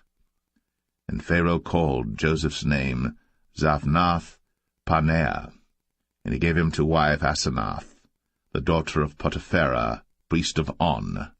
And Joseph went out over all the land of Egypt. And Joseph was 30 years old when he stood before Pharaoh, king of Egypt. And Joseph went out from the presence of Pharaoh, and went throughout all the land of Egypt. And in the 7 plenteous years the earth brought forth by handfuls. And he gathered up all the food of the 7 years which were in the land of Egypt, and laid up the food in the cities, the food of the field, which was round about every city, laid he up in the same. And Joseph gathered corn, as the sand of the sea, very much, until he left numbering, for it was without number. And unto Joseph were born 2 sons before the years of famine came, which Asenath, the daughter of Potipherah, priest of On, bare unto him. And Joseph called the name of the firstborn Manasseh, for God, said he, hath made me forget all my toil, and all my father's house. And the name of the second called he Ephraim, for God hath caused me to be fruitful in the land of my affliction. And the 7 years of plenteousness that was in the land of Egypt were ended, and the 7 years of dearth began to come, according as Joseph had said, and the dearth was in all lands, but in all the land of Egypt there was bread. And when all the land of Egypt was famished, the people cried to Pharaoh for bread. And Pharaoh said unto all the Egyptians, Go unto Joseph, what he saith to you, do. And the famine was over all the face of the earth. And Joseph opened all the storehouses, and sold unto the Egyptians, and the famine waxed sore in the land of Egypt. And all countries came into Egypt to Joseph for to buy corn, because that the famine was so sore in all lands.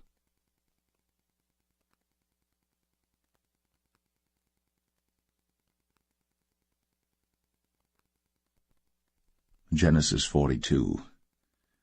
Now when Jacob saw that there was corn in Egypt, Jacob said unto his sons, Why do you look one upon another? And he said, Behold, I have heard that there is corn in Egypt. Get you down thither, and buy for us from thence, that we may live and not die. And Joseph's 10 brethren went down to buy corn in Egypt.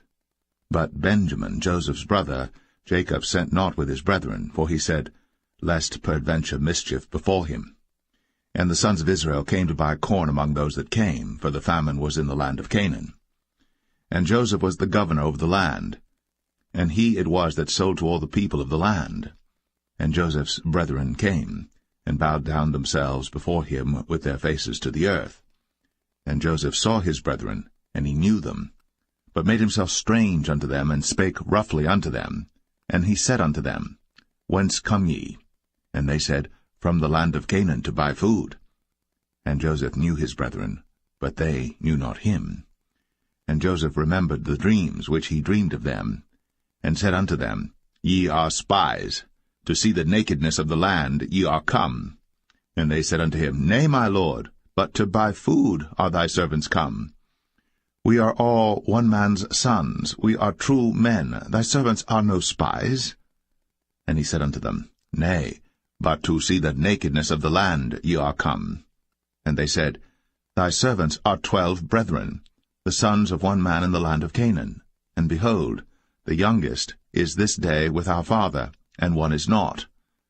And Joseph said unto them, That is it that I spake unto you, saying, Ye are spies. Hereby ye shall be proved. By the life of Pharaoh ye shall not go forth hence, except your youngest brother come hither. Send one of you, and let him fetch your brother, and ye shall be kept in prison, that your words may be proved, whether there be any truth in you, or else by the life of Pharaoh surely ye are spies. And he put them all together into ward 3 days. And Joseph said unto them the 3rd day, This do and live, for I fear God. If ye be true men, let one of your brethren be bound in the house of your prison. Go ye, carry corn for the famine of your houses. But bring your youngest brother unto me. So shall your words be verified, and ye shall not die. And they did so. And they said one to another, We are verily guilty concerning our brother, in that we saw the anguish of his soul when he besought us, and we would not hear. Therefore is this distress come upon us. And Reuben answered them, saying, Spake I not unto you, saying, Do not sin against the child? And ye would not hear. Therefore, behold, also his blood is required. And they knew not that Joseph understood them, for he spake unto them by an interpreter. And he turned himself about from them, and wept, and returned to them again, and communed with them, and took from them Simeon, and bound him before their eyes. Then Joseph commanded to fill their sacks with corn, and to restore every man's money into his sack, and to give them provision for the way. And thus did he unto them. And they laded their asses with the corn, and departed thence. And as one of them opened his sack, to give his ass provender in the inn, he espied his money, for behold, it was in his sack's mouth. And he said unto his brethren, My money is restored, and lo, it is even in my sack. And their heart failed them, And they were afraid, saying one to another, What is this that God hath done unto us? And they came unto Jacob their father unto the land of Canaan, and told him all that befell unto them, saying, The man, who is the Lord of the land, spake roughly to us, and took us for spies of the country. And we said unto him, We are true men, we are no spies. We be 12 brethren, sons of our father, one is not, and the youngest is this day with our father in the land of Canaan. And the man, the Lord of the country, said unto us, Hereby shall I know that ye are true men. Leave one of your brethren here with me, and take food for the famine of your households, and be gone. And bring your youngest brother unto me. Then shall I know that ye are no spies, but that ye are true men. So will I deliver you your brother, and ye shall traffic in the land. And it came to pass, as they emptied their sacks, that, behold, every man's bundle of money was in his sack. And when both they and their father saw the bundles of money, they were afraid. And Jacob their father said unto them, Me have ye bereaved my children. Joseph is not, and Simeon is not, and ye will take Benjamin away? All these things are against me. And Reuben spake unto his father, saying, Slay my 2 sons, if I bring him not to thee. Deliver him into my hand, and I will bring him to thee again. And he said, My son shall not go down with you, for his brother is dead, and he is left alone. If mischief befall him by the way, in the which ye go, then shall ye bring down my gray hairs with sorrow to the grave.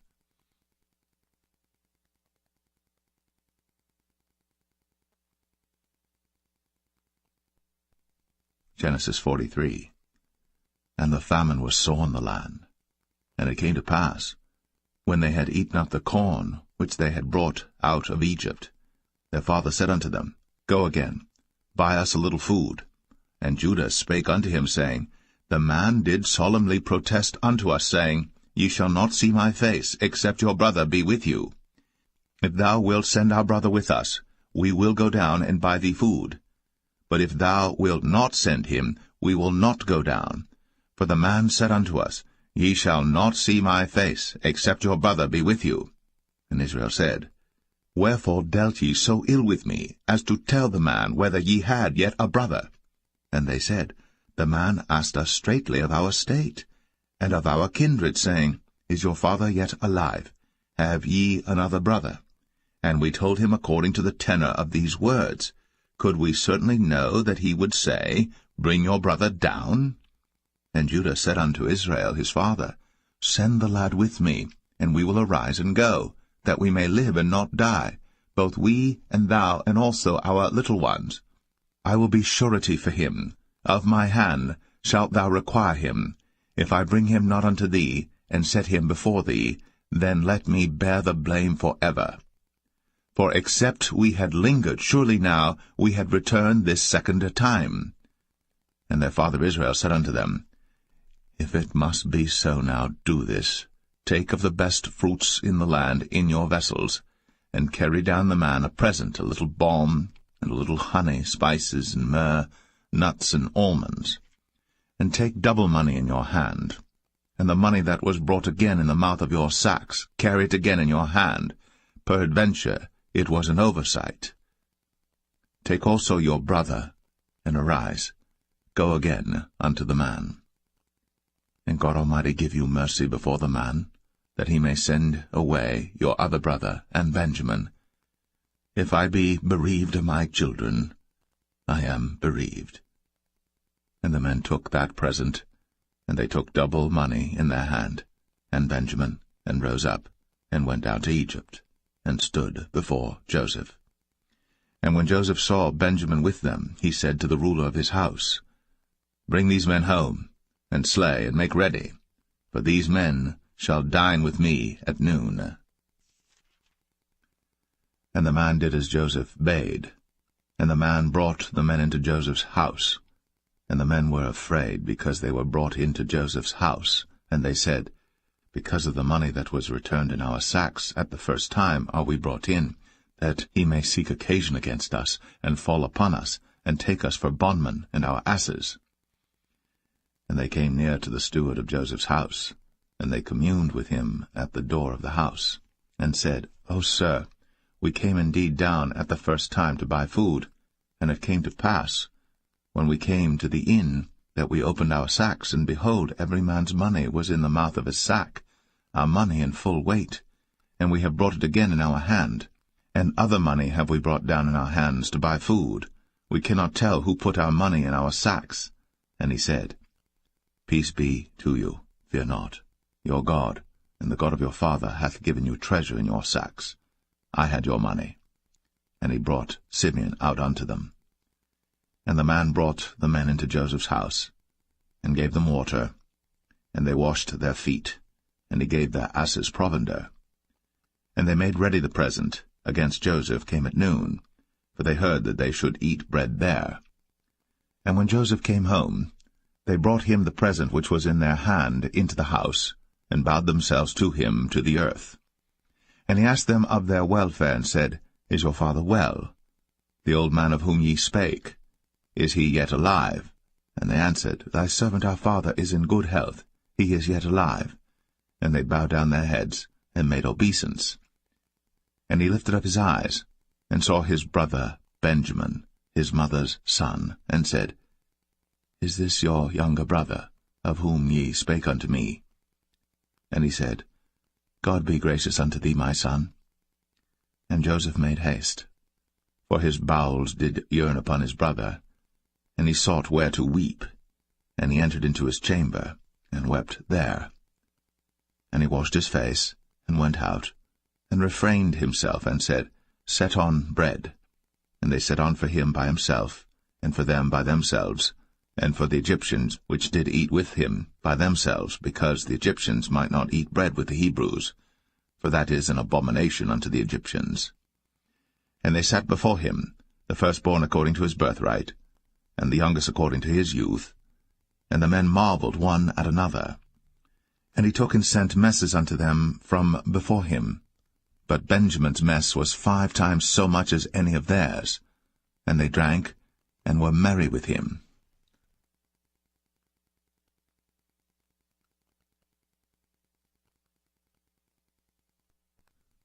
Genesis 44. And he commanded the steward of his house, saying, Fill the men's sacks with food, as much as they can carry, and put every man's money in his sack's mouth. And put my cup, the silver cup, in the sack's mouth of the youngest, and his corn money. And he did according to the word that Joseph had spoken. As soon as the morning was light, the men were sent away, they and their asses.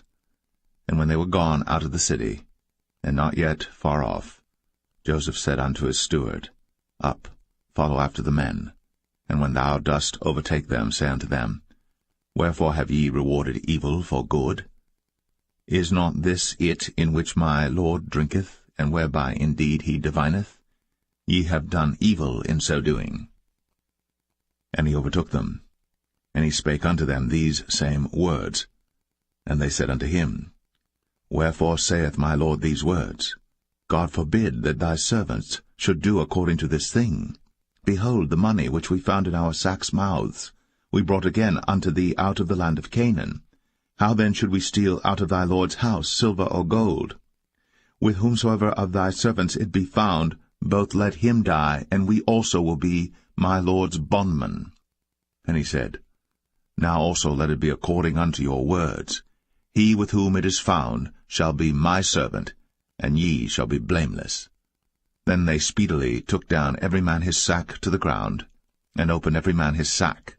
And he searched, and began at the eldest, and left at the youngest, and the cup was found in Benjamin's sack. Then they rent their clothes, and laded every man his ass, and returned to the city. And Judah and his brethren came to Joseph's house, for he was yet there, and they fell before him on the ground. And Joseph said unto them, What deed is this that ye have done? Wot ye not that such a man as I can certainly divine? And Judah said, What shall we say unto my Lord? What shall we speak? Or how shall we clear ourselves? God hath found out the iniquity of thy servants. Behold, we are my Lord's servants, both we, and he also with whom the cup is found. And he said, God forbid that I should do so. But the man in whose hand the cup is found, he shall be my servant. And as for you, get you up in peace unto your father. Then Judah came near unto him, and said, O my lord, let thy servant, I pray thee, speak a word in my lord's ears, and let not thine anger burn against thy servant, for thou art even as Pharaoh. My lord asked his servants, saying, Have ye a father or a brother?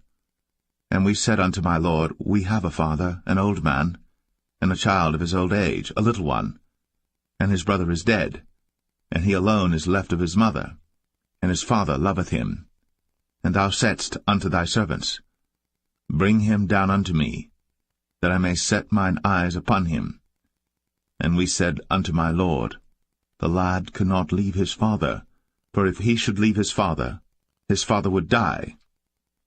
And thou saidst unto thy servants, Except your youngest brother come down with you, ye shall see my face no more. And it came to pass, when we came up unto thy servant my father, we told him the words of my lord. And our father said, Go again, and buy us a little food. And we said, We cannot go down. If our youngest brother be with us, then we will go down. For we may not see the man's face, except our youngest brother be with us. And thy servant my father said unto us, Ye know that my wife bare me 2 sons, and the one went out from me, and I said, Surely he is torn in pieces, and I saw him not since. And if ye take this also from me, and mischief before him, ye shall bring down my gray hairs with sorrow to the grave. Now therefore, when I come to thy servant my father, and the lad be not with us, seeing that his life is bound up in the lad's life, it shall come to pass, when he seeth that the lad is not with us, that he will die. And thy servants shall bring down the gray hairs of thy servant our father with sorrow to the grave. For thy servant became surety for the lad unto my father, saying, If I bring him not unto thee, then I shall bear the blame to my father for ever.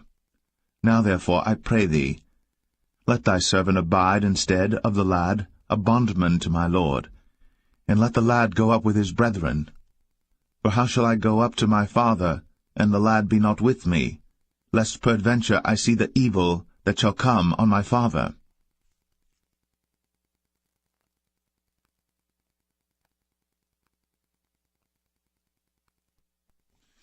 Genesis 45. Then Joseph could not refrain himself before all them that stood by him. And he cried, Cause every man to go out from me. And there stood no man with him, while Joseph made himself known unto his brethren. And he wept aloud. And the Egyptians in the house of Pharaoh heard. And Joseph said unto his brethren, I am Joseph. Doth my father yet live? And his brethren could not answer him, for they were troubled at his presence. And Joseph said unto his brethren, Come near to me, I pray you. And they came near, and he said, I am Joseph your brother, whom ye sold into Egypt. Now therefore be not grieved, nor angry with yourselves, that ye sold me hither, for God did send me before you to preserve life. For these 2 years hath the famine been in the land, and yet there are 5 years, in the which there shall neither be earing nor harvest.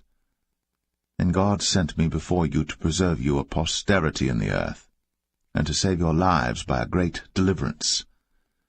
So now it was not you that sent me hither, but God. And he hath made me a father to Pharaoh, and lord of all his house, and a ruler throughout all the land of Egypt. Haste ye, and go up to my father, and say unto him, Thus saith thy son Joseph, God hath made me lord of all Egypt. Come down unto me, tarry not. And thou shalt dwell in the land of Goshen. And thou shalt be near unto me, thou and thy children, and thy children's children, and thy flocks and thy herds, and all that thou hast. And there will I nourish thee. For yet there are 5 years of famine, lest thou and thy household, and all that thou hast, come to poverty. And behold, your eyes see, and the eyes of my brother Benjamin, that it is my mouth that speaketh unto you. And ye shall tell my father of all my glory in Egypt, and of all that ye have seen. And ye shall haste and bring down my father hither. And he fell upon his brother Benjamin's neck, and wept. And Benjamin wept upon his neck. Moreover he kissed all his brethren, and wept upon them, and after that his brethren talked with him. And the fame thereof was heard in Pharaoh's house, saying, Joseph's brethren are come. And it pleased Pharaoh well, and his servants. And Pharaoh said unto Joseph, Say unto thy brethren, This do ye, lade your beasts, and go, get you unto the land of Canaan. And take your father and your households, and come unto me, and I will give you the good of the land of Egypt, and ye shall eat the fat of the land. Now thou art commanded, this do ye, take you wagons out of the land of Egypt, for your little ones, and for your wives, and bring your father, and come. Also regard not your stuff, for the good of all the land of Egypt is yours. And the children of Israel did so. And Joseph gave them wagons according to the commandment of Pharaoh, and gave them provision for the way. To all of them he gave each man changes of raiment, but to Benjamin he gave 300 pieces of silver, and 5 changes of raiment. And to his father he sent after this manner, 10 asses laden with the good things of Egypt, and 10 she-asses laden with corn and bread and meat for his father by the way. So he sent his brethren away, and they departed. And he said unto them, See that ye fall not out by the way. And they went up out of Egypt, and came into the land of Canaan unto Jacob their father, and told him, saying, Joseph is yet alive, and he is governor over all the land of Egypt. And Jacob's heart fainted, for he believed them not. And they told him all the words of Joseph, which he had said unto them. And when he saw the wagons which Joseph had sent to carry him, the spirit of Jacob their father revived. And Israel said, It is enough. Joseph my son is yet alive. I will go and see him before I die.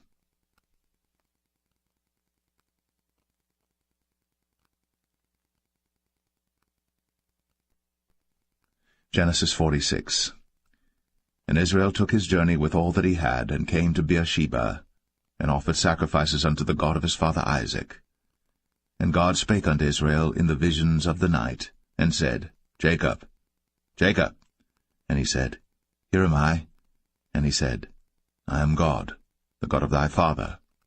Fear not to go down into Egypt, for I will there make of thee a great nation. I will go down with thee into Egypt, and I will also surely bring thee up again, and Joseph shall put his hand upon thine eyes. And Jacob rose up from Beersheba, and the sons of Israel carried Jacob their father, and their little ones, and their wives, in the wagons which Pharaoh had sent to carry him. And they took their cattle and their goods which they had gotten in the land of Canaan, and came into Egypt, Jacob and all his seed with him, his sons, and his sons' sons with him, his daughters, and his sons' daughters, and all his seed brought he with him into Egypt. And these are the names of the children of Israel, which came into Egypt, Jacob and his sons, Reuben, Jacob's firstborn, and the sons of Reuben, Hanok and Phalu, and Hezron and Carmi, and the sons of Simeon, Jemuel, and Jamin, and Ohad, and Jachin, and Zohar, and Shaul the son of a Canaanitish woman, and the sons of Levi, Gershon, Kohath, and Merari, and the sons of Judah, Er, and Onan, and Shelah, and Pharez, and Zerah. But Er and Onan died in the land of Canaan. And the sons of Pharez were Hezron and Hamul. And the sons of Issachar, Tola, and Phuvah, and Job, and Shimron. And the sons of Zebulun, Sered, and Elon, and Jaleel. These be the sons of Leah, which he bare unto Jacob in Padan Aram, with his daughter Dinah. All the souls of his sons and his daughters were 33. And the sons of Gad, Ziphion, and Haggai, Shunai, and Esbon, Eri, and Aradai, and Arali. And the sons of Asher, Jimnah, and Ishua, and Isui, and Beriah, and Sarah their sister. And the sons of Beriah, Heber, and Malchiel. These are the sons of Zilpah, whom Laban gave to Leah his daughter. and these she bare unto Jacob, even 16 souls. The sons of Rachel, Jacob's wife, Joseph and Benjamin. And unto Joseph in the land of Egypt were born Manasseh and Ephraim, which Asenath, the daughter of Potipherah, priest of On, bare unto him. And the sons of Benjamin were Bela, and Becher, and Ashbel, Gera, and Naaman, Ehi, and Rosh, Muppim, and Huppim, and Ard. These are the sons of Rachel, which were born to Jacob. All the souls were 14. And the sons of Dan, Hushim. And the sons of Naphtali, Jaziel, and Guni, and Jezer, and Shillem. These are the sons of Bilhah, which Laban gave unto Rachel his daughter, and she bare these unto Jacob. All the souls were 7. All the souls that came with Jacob into Egypt, which came out of his loins, besides Jacob's sons' wives, all the souls were 66. And the sons of Joseph, which were born him in Egypt, were 2 souls. All the souls of the house of Jacob, which came into Egypt, were 70. And he sent Judah before him unto Joseph, to direct his face unto Goshen. And they came into the land of Goshen. And Joseph made ready his chariot, and went up to meet Israel his father to Goshen, and presented himself unto him. And he fell on his neck, and wept on his neck a good while. And Israel said unto Joseph, Now let me die, since I have seen thy face, because thou art yet alive. And Joseph said unto his brethren, and unto his father's house, I will go up and show Pharaoh, and say unto him, My brethren, and my father's house, which were in the land of Canaan, are come unto me. And the men are shepherds, for their trade hath been to feed cattle, and they have brought their flocks, and their herds, and all that they have. And it shall come to pass, when Pharaoh shall call you, and shall say, What is your occupation? That ye shall say, Thy servant's trade hath been about cattle from our youth, even until now, both we and also our fathers, that ye may dwell in the land of Goshen. For every shepherd is an abomination unto the Egyptians.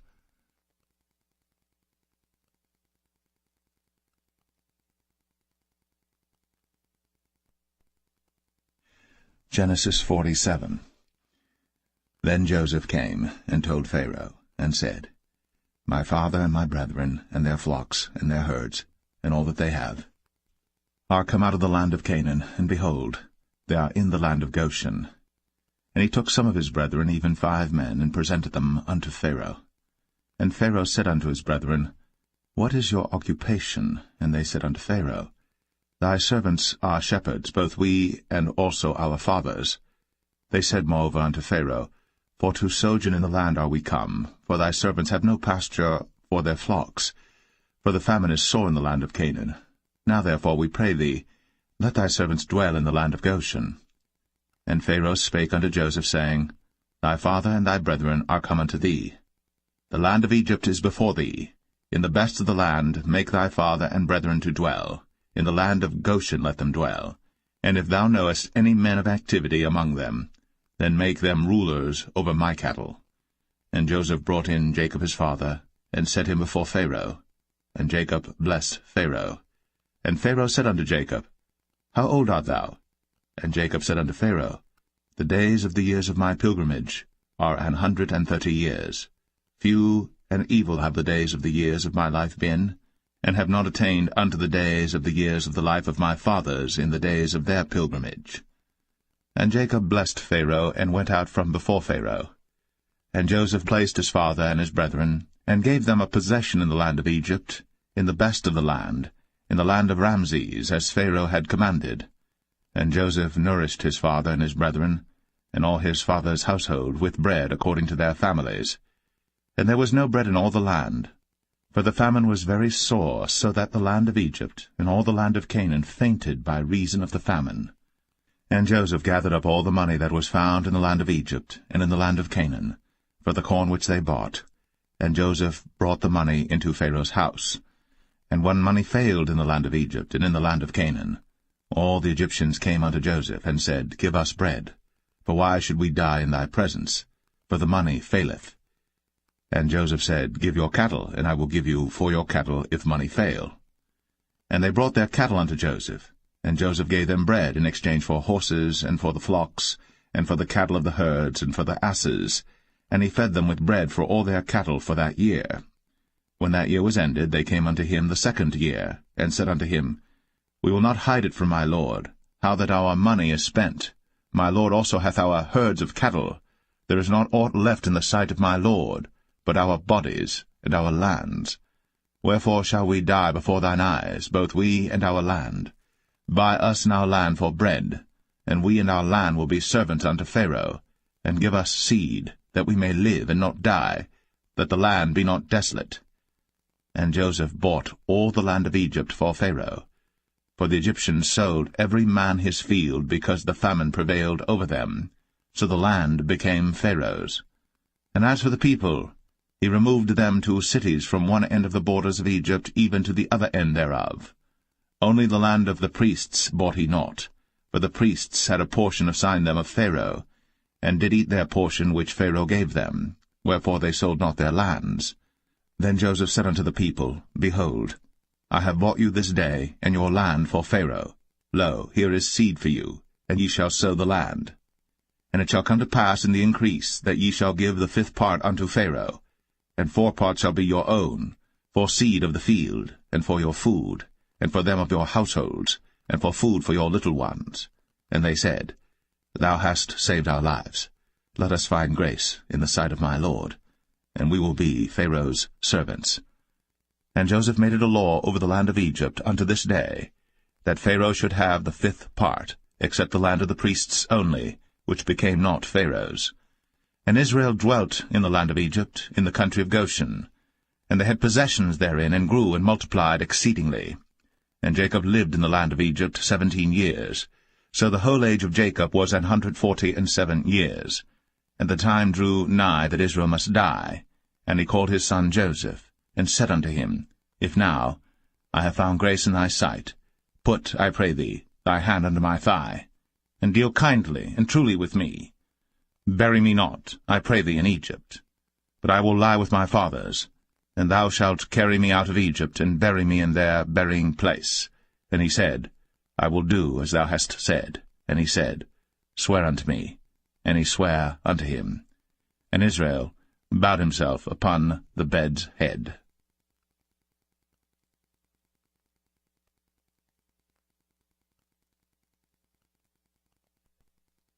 Genesis 48. And it came to pass after these things, that one told Joseph, Behold, thy father is sick. And he took with him his 2 sons, Manasseh and Ephraim. And one told Jacob, and said, Behold, thy son Joseph cometh unto thee. And Israel strengthened himself, and sat upon the bed. And Jacob said unto Joseph, God Almighty appeared unto me at Luz in the land of Canaan, and blessed me, and said unto me, Behold, I will make thee fruitful, and multiply thee, and I will make of thee a multitude of people, and will give this land to thy seed after thee for an everlasting possession. And now thy 2 sons, Ephraim and Manasseh, which were born unto thee in the land of Egypt before I came unto thee into Egypt, are mine. As Reuben and Simeon, they shall be mine. And thy issue which thou begettest after them shall be thine, and shall be called after the name of their brethren in their inheritance. And as for me, when I came from Padan, Rachel died by me in the land of Canaan in the way, when yet there was but a little way to come unto Ephrath. And I buried her there in the way of Ephrath, the same as Bethlehem. And Israel beheld Joseph's sons, and said, Who are these? And Joseph said unto his father, They are my sons, whom God hath given me in this place. And he said, Bring them, I pray thee, unto me, and I will bless them. Now the eyes of Israel were dim for age, so that he could not see. And he brought them near unto him, and he kissed them, and embraced them. And Israel said unto Joseph, I had not thought to see thy face, and lo, God hath shown me also thy seed. And Joseph brought them out from between his knees, and he bowed himself with his face to the earth. And Joseph took them both, Ephraim in his right hand toward Israel's left hand, and Manasseh in his left hand toward Israel's right hand, and brought them near unto him. And Israel stretched out his right hand, and laid it upon Ephraim's head, who was the younger, and his left hand upon Manasseh's head, guiding his hands wittingly, for Manasseh was the firstborn. And he blessed Joseph, and said, God, before whom my fathers Abraham and Isaac did walk, the God which fed me all my life long unto this day, the angel which redeemed me from all evil, bless the lads, and let my name be named on them, and the name of my fathers Abraham and Isaac, and let them grow into a multitude in the midst of the earth. And when Joseph saw that his father laid his right hand upon the head of Ephraim, it displeased him, and he held up his father's hand to remove it from Ephraim's head unto Manasseh's head. And Joseph said unto his father, Not so, my father, for this is the firstborn. Put thy right hand upon his head. And his father refused, and said, I know it, my son, I know it. He also shall become a people, and he also shall be great. But truly his younger brother shall be greater than he, and his seed shall become a multitude of nations. And he blessed them that day, saying, In thee shall Israel bless, saying, God make thee as Ephraim and as Manasseh. And he set Ephraim before Manasseh. And Israel said unto Joseph, Behold, I die, but God shall be with you, and bring you again unto the land of your fathers. Moreover, I have given to thee one portion above thy brethren, which I took out of the hand of the Amorite with my sword and with my bow.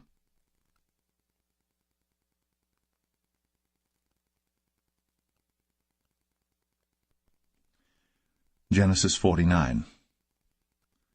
And Jacob called unto his sons, and said, Gather yourselves together, that I may tell you that which shall befall you in the last days. Gather yourselves together, and hear, ye sons of Jacob, and hearken unto Israel your father. Reuben, thou art my firstborn, my might, and the beginning of my strength, the excellency of dignity, and the excellency of power. Unstable as water, thou shalt not excel, because thou wentest up to thy father's bed. Then devilest thou it.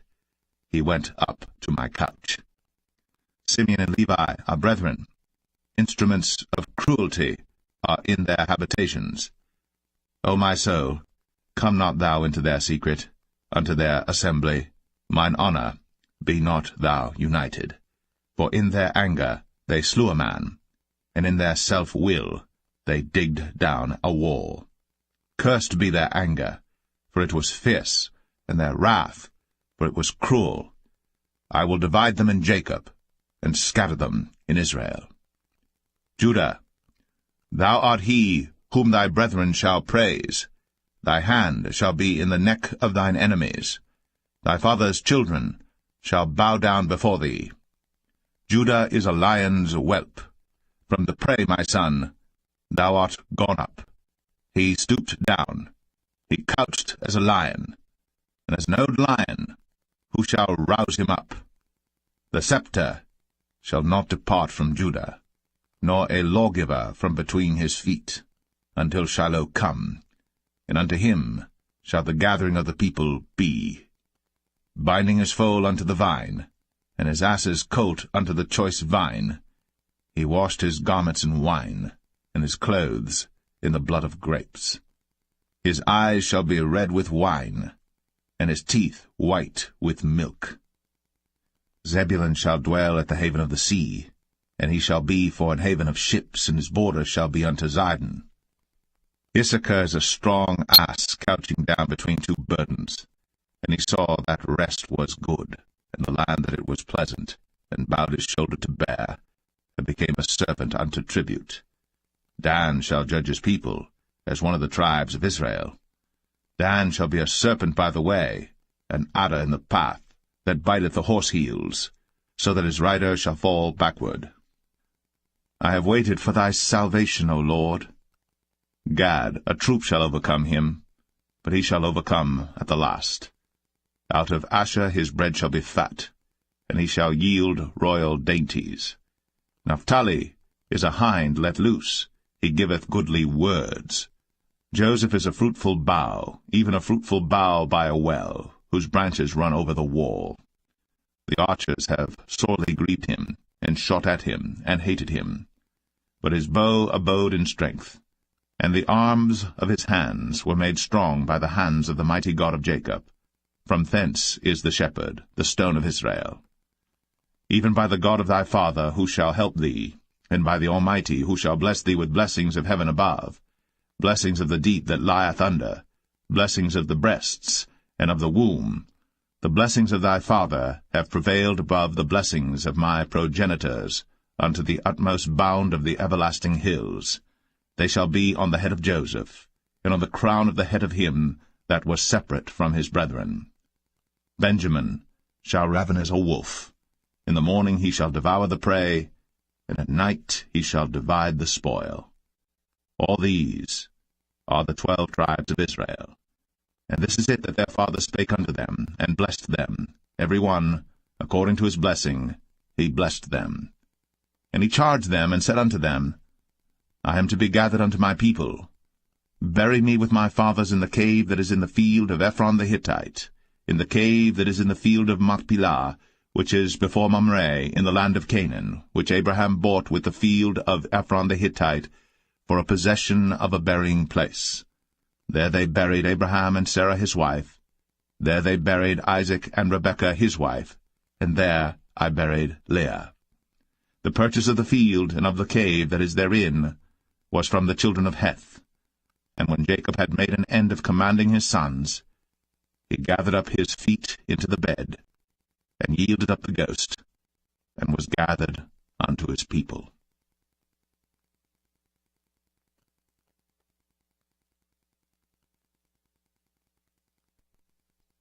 Genesis 50.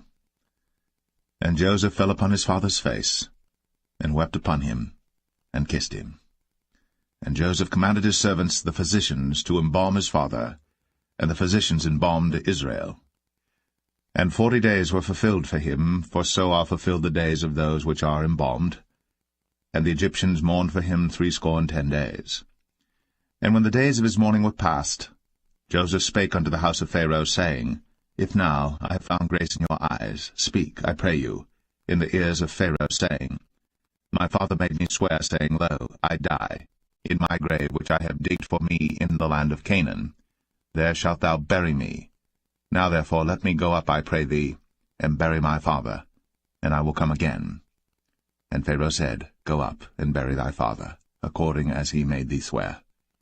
And Joseph went up to bury his father, and with him went up all the servants of Pharaoh, the elders of his house, and all the elders of the land of Egypt, and all the house of Joseph, and his brethren, and his father's house. Only their little ones, and their flocks, and their herds, they left in the land of Goshen. And there went up with him both chariots and horsemen, and it was a very great company. And they came to the threshing floor of Atad, which is beyond Jordan, and there they mourned with a great and very sore lamentation. And he made a mourning for his father 7 days. And when the inhabitants of the land, the Canaanites, saw the mourning in the floor of Atad, they said, This is a grievous mourning to the Egyptians. Wherefore the name of it was called Abel Mizraim, which is beyond Jordan. And his sons did unto him according as he commanded them. For his sons carried him into the land of Canaan, and buried him in the cave of the field of Machpelah, which Abraham bought with the field for possession of a burying place of Ephron the Hittite before Mamre. And Joseph returned into Egypt, he and his brethren, and all that went up with him to bury his father, after he had buried his father.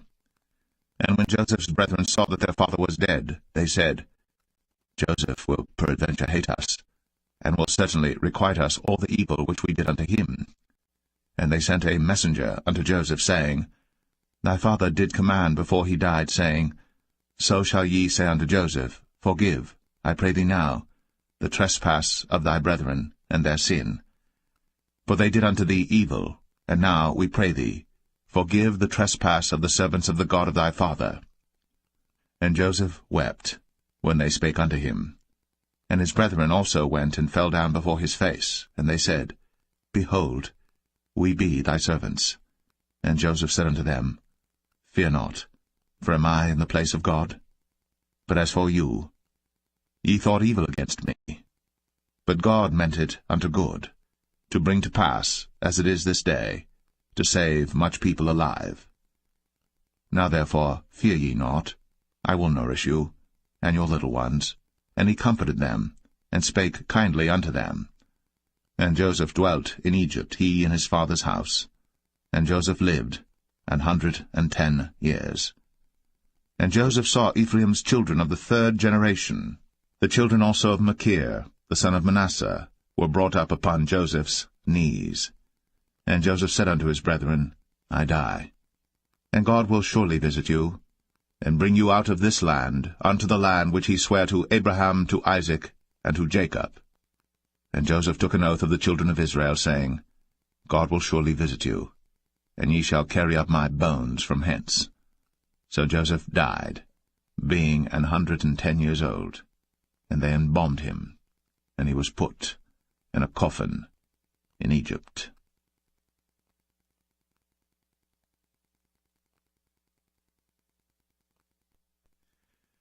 The Book of Exodus, Chapter 1. Now these are the names of the children of Israel, which came into Egypt. Every man in his household came with Jacob: Reuben, Simeon, Levi, and Judah, Issachar, Zebulun, and Benjamin, Dan and Naphtali, Gad and Asher. And all the souls that came out of the loins of Jacob were 70 souls, for Joseph was in Egypt already. And Joseph died, and all his brethren, and all that generation. And the children of Israel were fruitful, and increased abundantly, and multiplied, and waxed exceeding mighty, and the land was filled with them. Now there arose up a new king over Egypt, which knew not Joseph. And he said unto his people, Behold, the people of the children of Israel are more and mightier than we. Come on, let us deal wisely with them, lest they multiply. And it come to pass, that when there falleth out any war, they join also unto our enemies, and fight against us, and so get them up out of the land. Therefore they did set over them taskmasters, to afflict them with their burdens, and they built for Pharaoh treasure cities, Pithom and Ramses. But the more they afflicted them, the more they multiplied and grew, and they were grieved because of the children of Israel. And the Egyptians made the children of Israel to serve with rigor, and they made their lives bitter with hard bondage, in mortar, and in brick, and in all manner of service in the field. All their service wherein they made them serve was with rigor.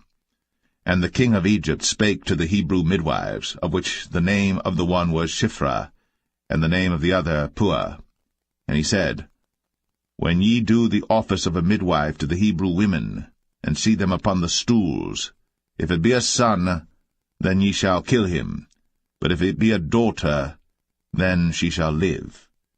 But the midwives feared God, and did not as the king of Egypt commanded them, but saved the men-children alive. And the king of Egypt called for the midwives, and said unto them, Why have ye done this thing, and have saved the men-children alive?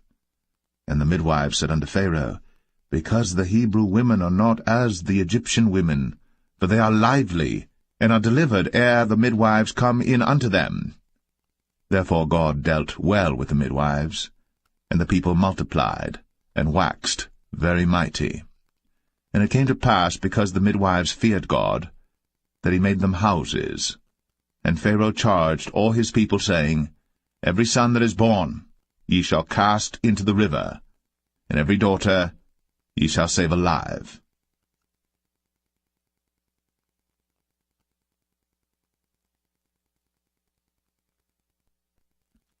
Exodus 2. And there went a man of the house of Levi, and took to wife a daughter of Levi. And the woman conceived, and bare a son. And when she saw him that he was a goodly child, she hid him 3 months. And when she could not longer hide him, she took for him an ark of bulrushes, and daubed it with slime, and with pitch, and put the child therein, and she laid it in the flags by the river's brink. And his sister stood afar off, to wit what would be done to him. And the daughter of Pharaoh came down to wash herself at the river, and her maidens walked along by the river's side. And when she saw the ark among the flags, she sent her maid to fetch it. And when she had opened it, she saw the child, and behold, the babe wept. And she had compassion on him, and said, This is one of the Hebrews' children. Then said his sister to Pharaoh's daughter, Shall I go and call to thee a nurse of the Hebrew women, that she may nurse the child for thee? And Pharaoh's daughter said to her, Go. And the maid went, and called the child's mother. And Pharaoh's daughter said unto her, Take this child away, and nurse it for me, and I will give thee thy wages. And the woman took the child, and nursed it. And the child grew, and she brought him unto Pharaoh's daughter, and he became her son. And she called his name Moses, and she said, Because I drew him out of the water. And it came to pass in those days, when Moses was grown, that he went out unto his brethren, and looked on their burdens. And he spied an Egyptian smiting an Hebrew, one of his brethren. And he looked this way and that way. And when he saw that there was no man, he slew the Egyptian, and hid him in the sand. And when he went out the second day, behold, 2 men of the Hebrews strove together. And he said to him that did the wrong, Wherefore smitest thou thy fellow? And he said, Who made thee a prince and a judge over us? Intendest thou to kill me, as thou killedst the Egyptian? And Moses feared, and said, Surely this thing is known. Now when Pharaoh heard this thing, he sought to slay Moses. But Moses fled from the face of Pharaoh, and dwelt in the land of Midian, and he sat down by a well. Now the priest of Midian had 7 daughters, and they came and drew water, and filled the troughs to water their father's flock. And the shepherds came and drove them away. But Moses stood up and helped them, and watered their flock. And when they came to Reuel their father, he said, How is it that ye are come so soon today? And they said, An Egyptian delivered us out of the hand of the shepherds, and also drew water now for us, and watered the flock. And he said unto his daughters, And where is he? Why is it that ye have left the man? Call him, that he may eat bread. And Moses was content to dwell with the man. And he gave Moses Zipporah his daughter, and she bare him a son. And he called his name Gershom, for he said, I have been a stranger in a strange land. And it came to pass, in process of time, that the king of Egypt died, and the children of Israel sighed by reason of the bondage, and they cried, and their cry came up unto God by reason of the bondage. And God heard their groaning, and God remembered his covenant with Abraham, with Isaac, and with Jacob. And God looked upon the children of Israel, and God had respect unto them.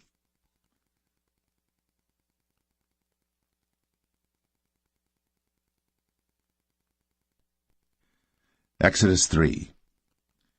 Now Moses kept the flock of Jethro, his father-in-law, the priest of Midian. And he led the flock to the backside of the desert, and came to the mountain of God, even to Horeb. And the angel of the Lord appeared unto him in a flame of fire out of the midst of a bush. And he looked, and behold, the bush burned with fire, and the bush was not consumed. And Moses said, I will now turn aside and see this great sight, why the bush is not burnt. And when the Lord saw that he turned aside to see, God called unto him out of the midst of the bush, and said, Moses, Moses. And he said, Here am I. And he said, Draw not nigh hither. Put off thy shoes from off thy feet, for the place whereon thou standest is holy ground. Moreover, he said, I am the God of thy father, the God of Abraham, the God of Isaac, and the God of Jacob. And Moses hid his face, for he was afraid to look upon God. And the Lord said, I have surely seen the affliction of my people which are in Egypt, and have heard their cry by reason of their taskmasters. For I know their sorrows, and I am come down to deliver them out of the hand of the Egyptians, and to bring them up out of that land unto a good land, and a large, unto a land flowing with milk and honey, unto the place of the Canaanites, and the Hittites, and the Amorites, and the Perizzites, and the Hivites, and the Jebusites. Now therefore, behold, the cry of the children of Israel is come unto me, and I have also seen the oppression wherewith the Egyptians oppress them. Come now therefore, and I will send thee unto Pharaoh, that thou mayest bring forth my people, the children of Israel, out of Egypt. And Moses said unto God, Who am I, that I should go unto Pharaoh, and that I should bring forth the children of Israel out of Egypt? And he said, Certainly I will be with thee, and this shall be a token unto thee, that I have sent thee. When thou hast brought forth the people out of Egypt, Ye shall serve God upon this mountain. And Moses said unto God, Behold, when I come unto the children of Israel, and shall say unto them, The God of your fathers has sent me unto you, and they shall say to me, What is his name? What shall I say unto them? And God said unto Moses, I am that I am. And he said, Thus shalt thou say unto the children of Israel, I am hath sent me unto you. And God said moreover unto Moses, Thus shalt thou say unto the children of Israel, The Lord God of your fathers, the God of Abraham, the God of Isaac, and the God of Jacob, hath sent me unto you. This is my name for ever, and this is my memorial unto all generations. Go and gather the elders of Israel together, and say unto them, The Lord God of your fathers, the God of Abraham, of Isaac, and of Jacob, appeared unto me, saying, I have surely visited you, and seen that which is done to you in Egypt. And I have said, I will bring you up out of the affliction of Egypt, unto the land of the Canaanites, and the Hittites, and the Amorites, and the Perizzites, and the Hivites, and the Jebusites, unto a land flowing with milk and honey. And they shall hearken to thy voice, and thou shalt come, thou and the elders of Israel, unto the king of Egypt, and ye shall say unto him, The Lord God of the Hebrews hath met with us. And now let us go, we beseech thee, 3 days' journey into the wilderness, that we may sacrifice to the Lord our God. And I am sure that the king of Egypt will not let you go, no, not by a mighty hand. And I will stretch out my hand, and smite Egypt with all my wonders which I will do in the midst thereof. And after that he will let you go. And I will give this people favor in the sight of the Egyptians. And it shall come to pass that, when ye go, ye shall not go empty. But every woman shall borrow of her neighbor, and of her that sojourneth in her house, jewels of silver, and jewels of gold, and raiment, and ye shall put them upon your sons, and upon your daughters, and ye shall spoil the Egyptians.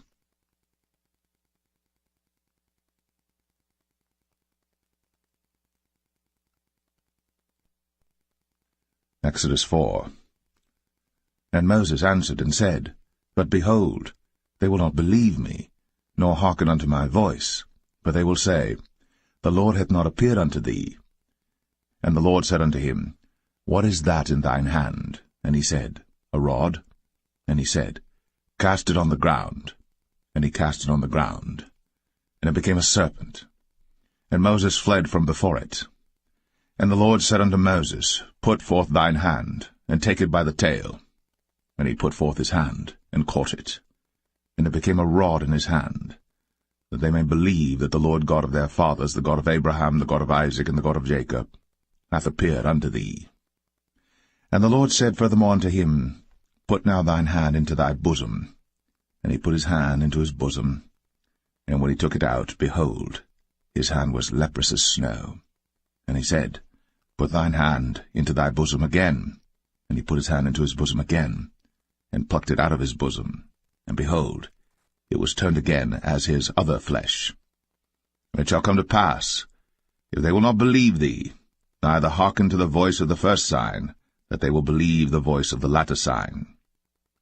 And it shall come to pass, if they will not believe also these 2 signs, neither hearken unto thy voice, that thou shalt take of the water of the river, and pour it upon the dry land, and the water which thou takest out of the river shall become blood upon the dry land. And Moses said unto the Lord, O my Lord, I am not eloquent, neither heretofore nor since thou hast spoken unto thy servant, but I am slow of speech and of a slow tongue. And the Lord said unto him, Who hath made man's mouth? Or who maketh the dumb, or deaf, or the seeing, or the blind? Have not I the Lord? Now therefore go, and I will be with thy mouth, and teach thee what thou shalt say. And he said, O my Lord, send, I pray thee, by the hand of him whom thou wilt send. And the anger of the Lord was kindled against Moses, and he said, Is not Aaron the Levite thy brother?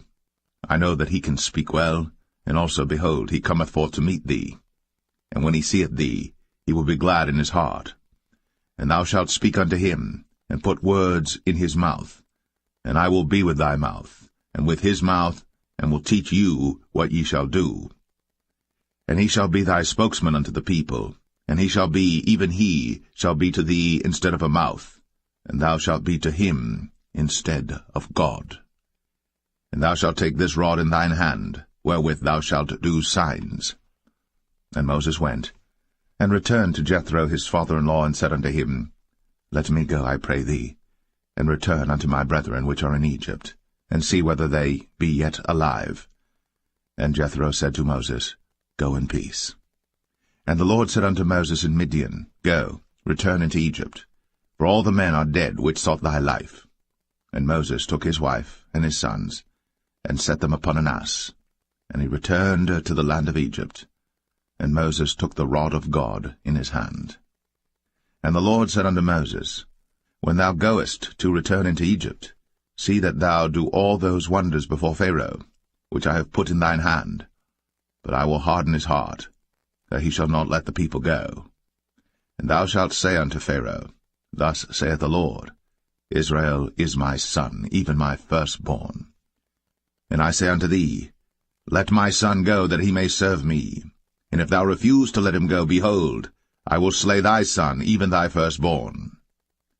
And it came to pass by the way in the inn, that the Lord met him, and sought to kill him. Then Zipporah took a sharp stone, and cut off the foreskin of her son, and cast it at his feet, and said, Surely a bloody husband art thou to me. So he let him go. Then she said, A bloody husband thou art, because of the circumcision. And the Lord said to Aaron, Go into the wilderness to meet Moses. And he went, and met him in the mount of God, and kissed him. And Moses told Aaron all the words of the Lord who had sent him, and all the signs which he had commanded him. And Moses and Aaron went and gathered together all the elders of the children of Israel. And Aaron spake all the words which the Lord had spoken unto Moses, and did the signs in the sight of the people. And the people believed. And when they heard that the Lord had visited the children of Israel, and that he had looked upon their affliction, then they bowed their heads and worshipped.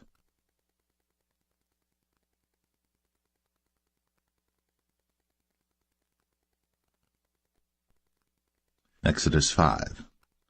And afterward Moses and Aaron went in, and told Pharaoh, Thus saith the Lord God of Israel, Let my people go, that they may hold a feast unto me in the wilderness. And Pharaoh said, Who is the Lord that I should obey his voice to let Israel go? I know not the Lord, neither will I let Israel go. And they said, The God of the Hebrews hath met with us. Let us go, we pray thee, 3 days' journey into the desert, and sacrifice unto the Lord our God, lest he fall upon us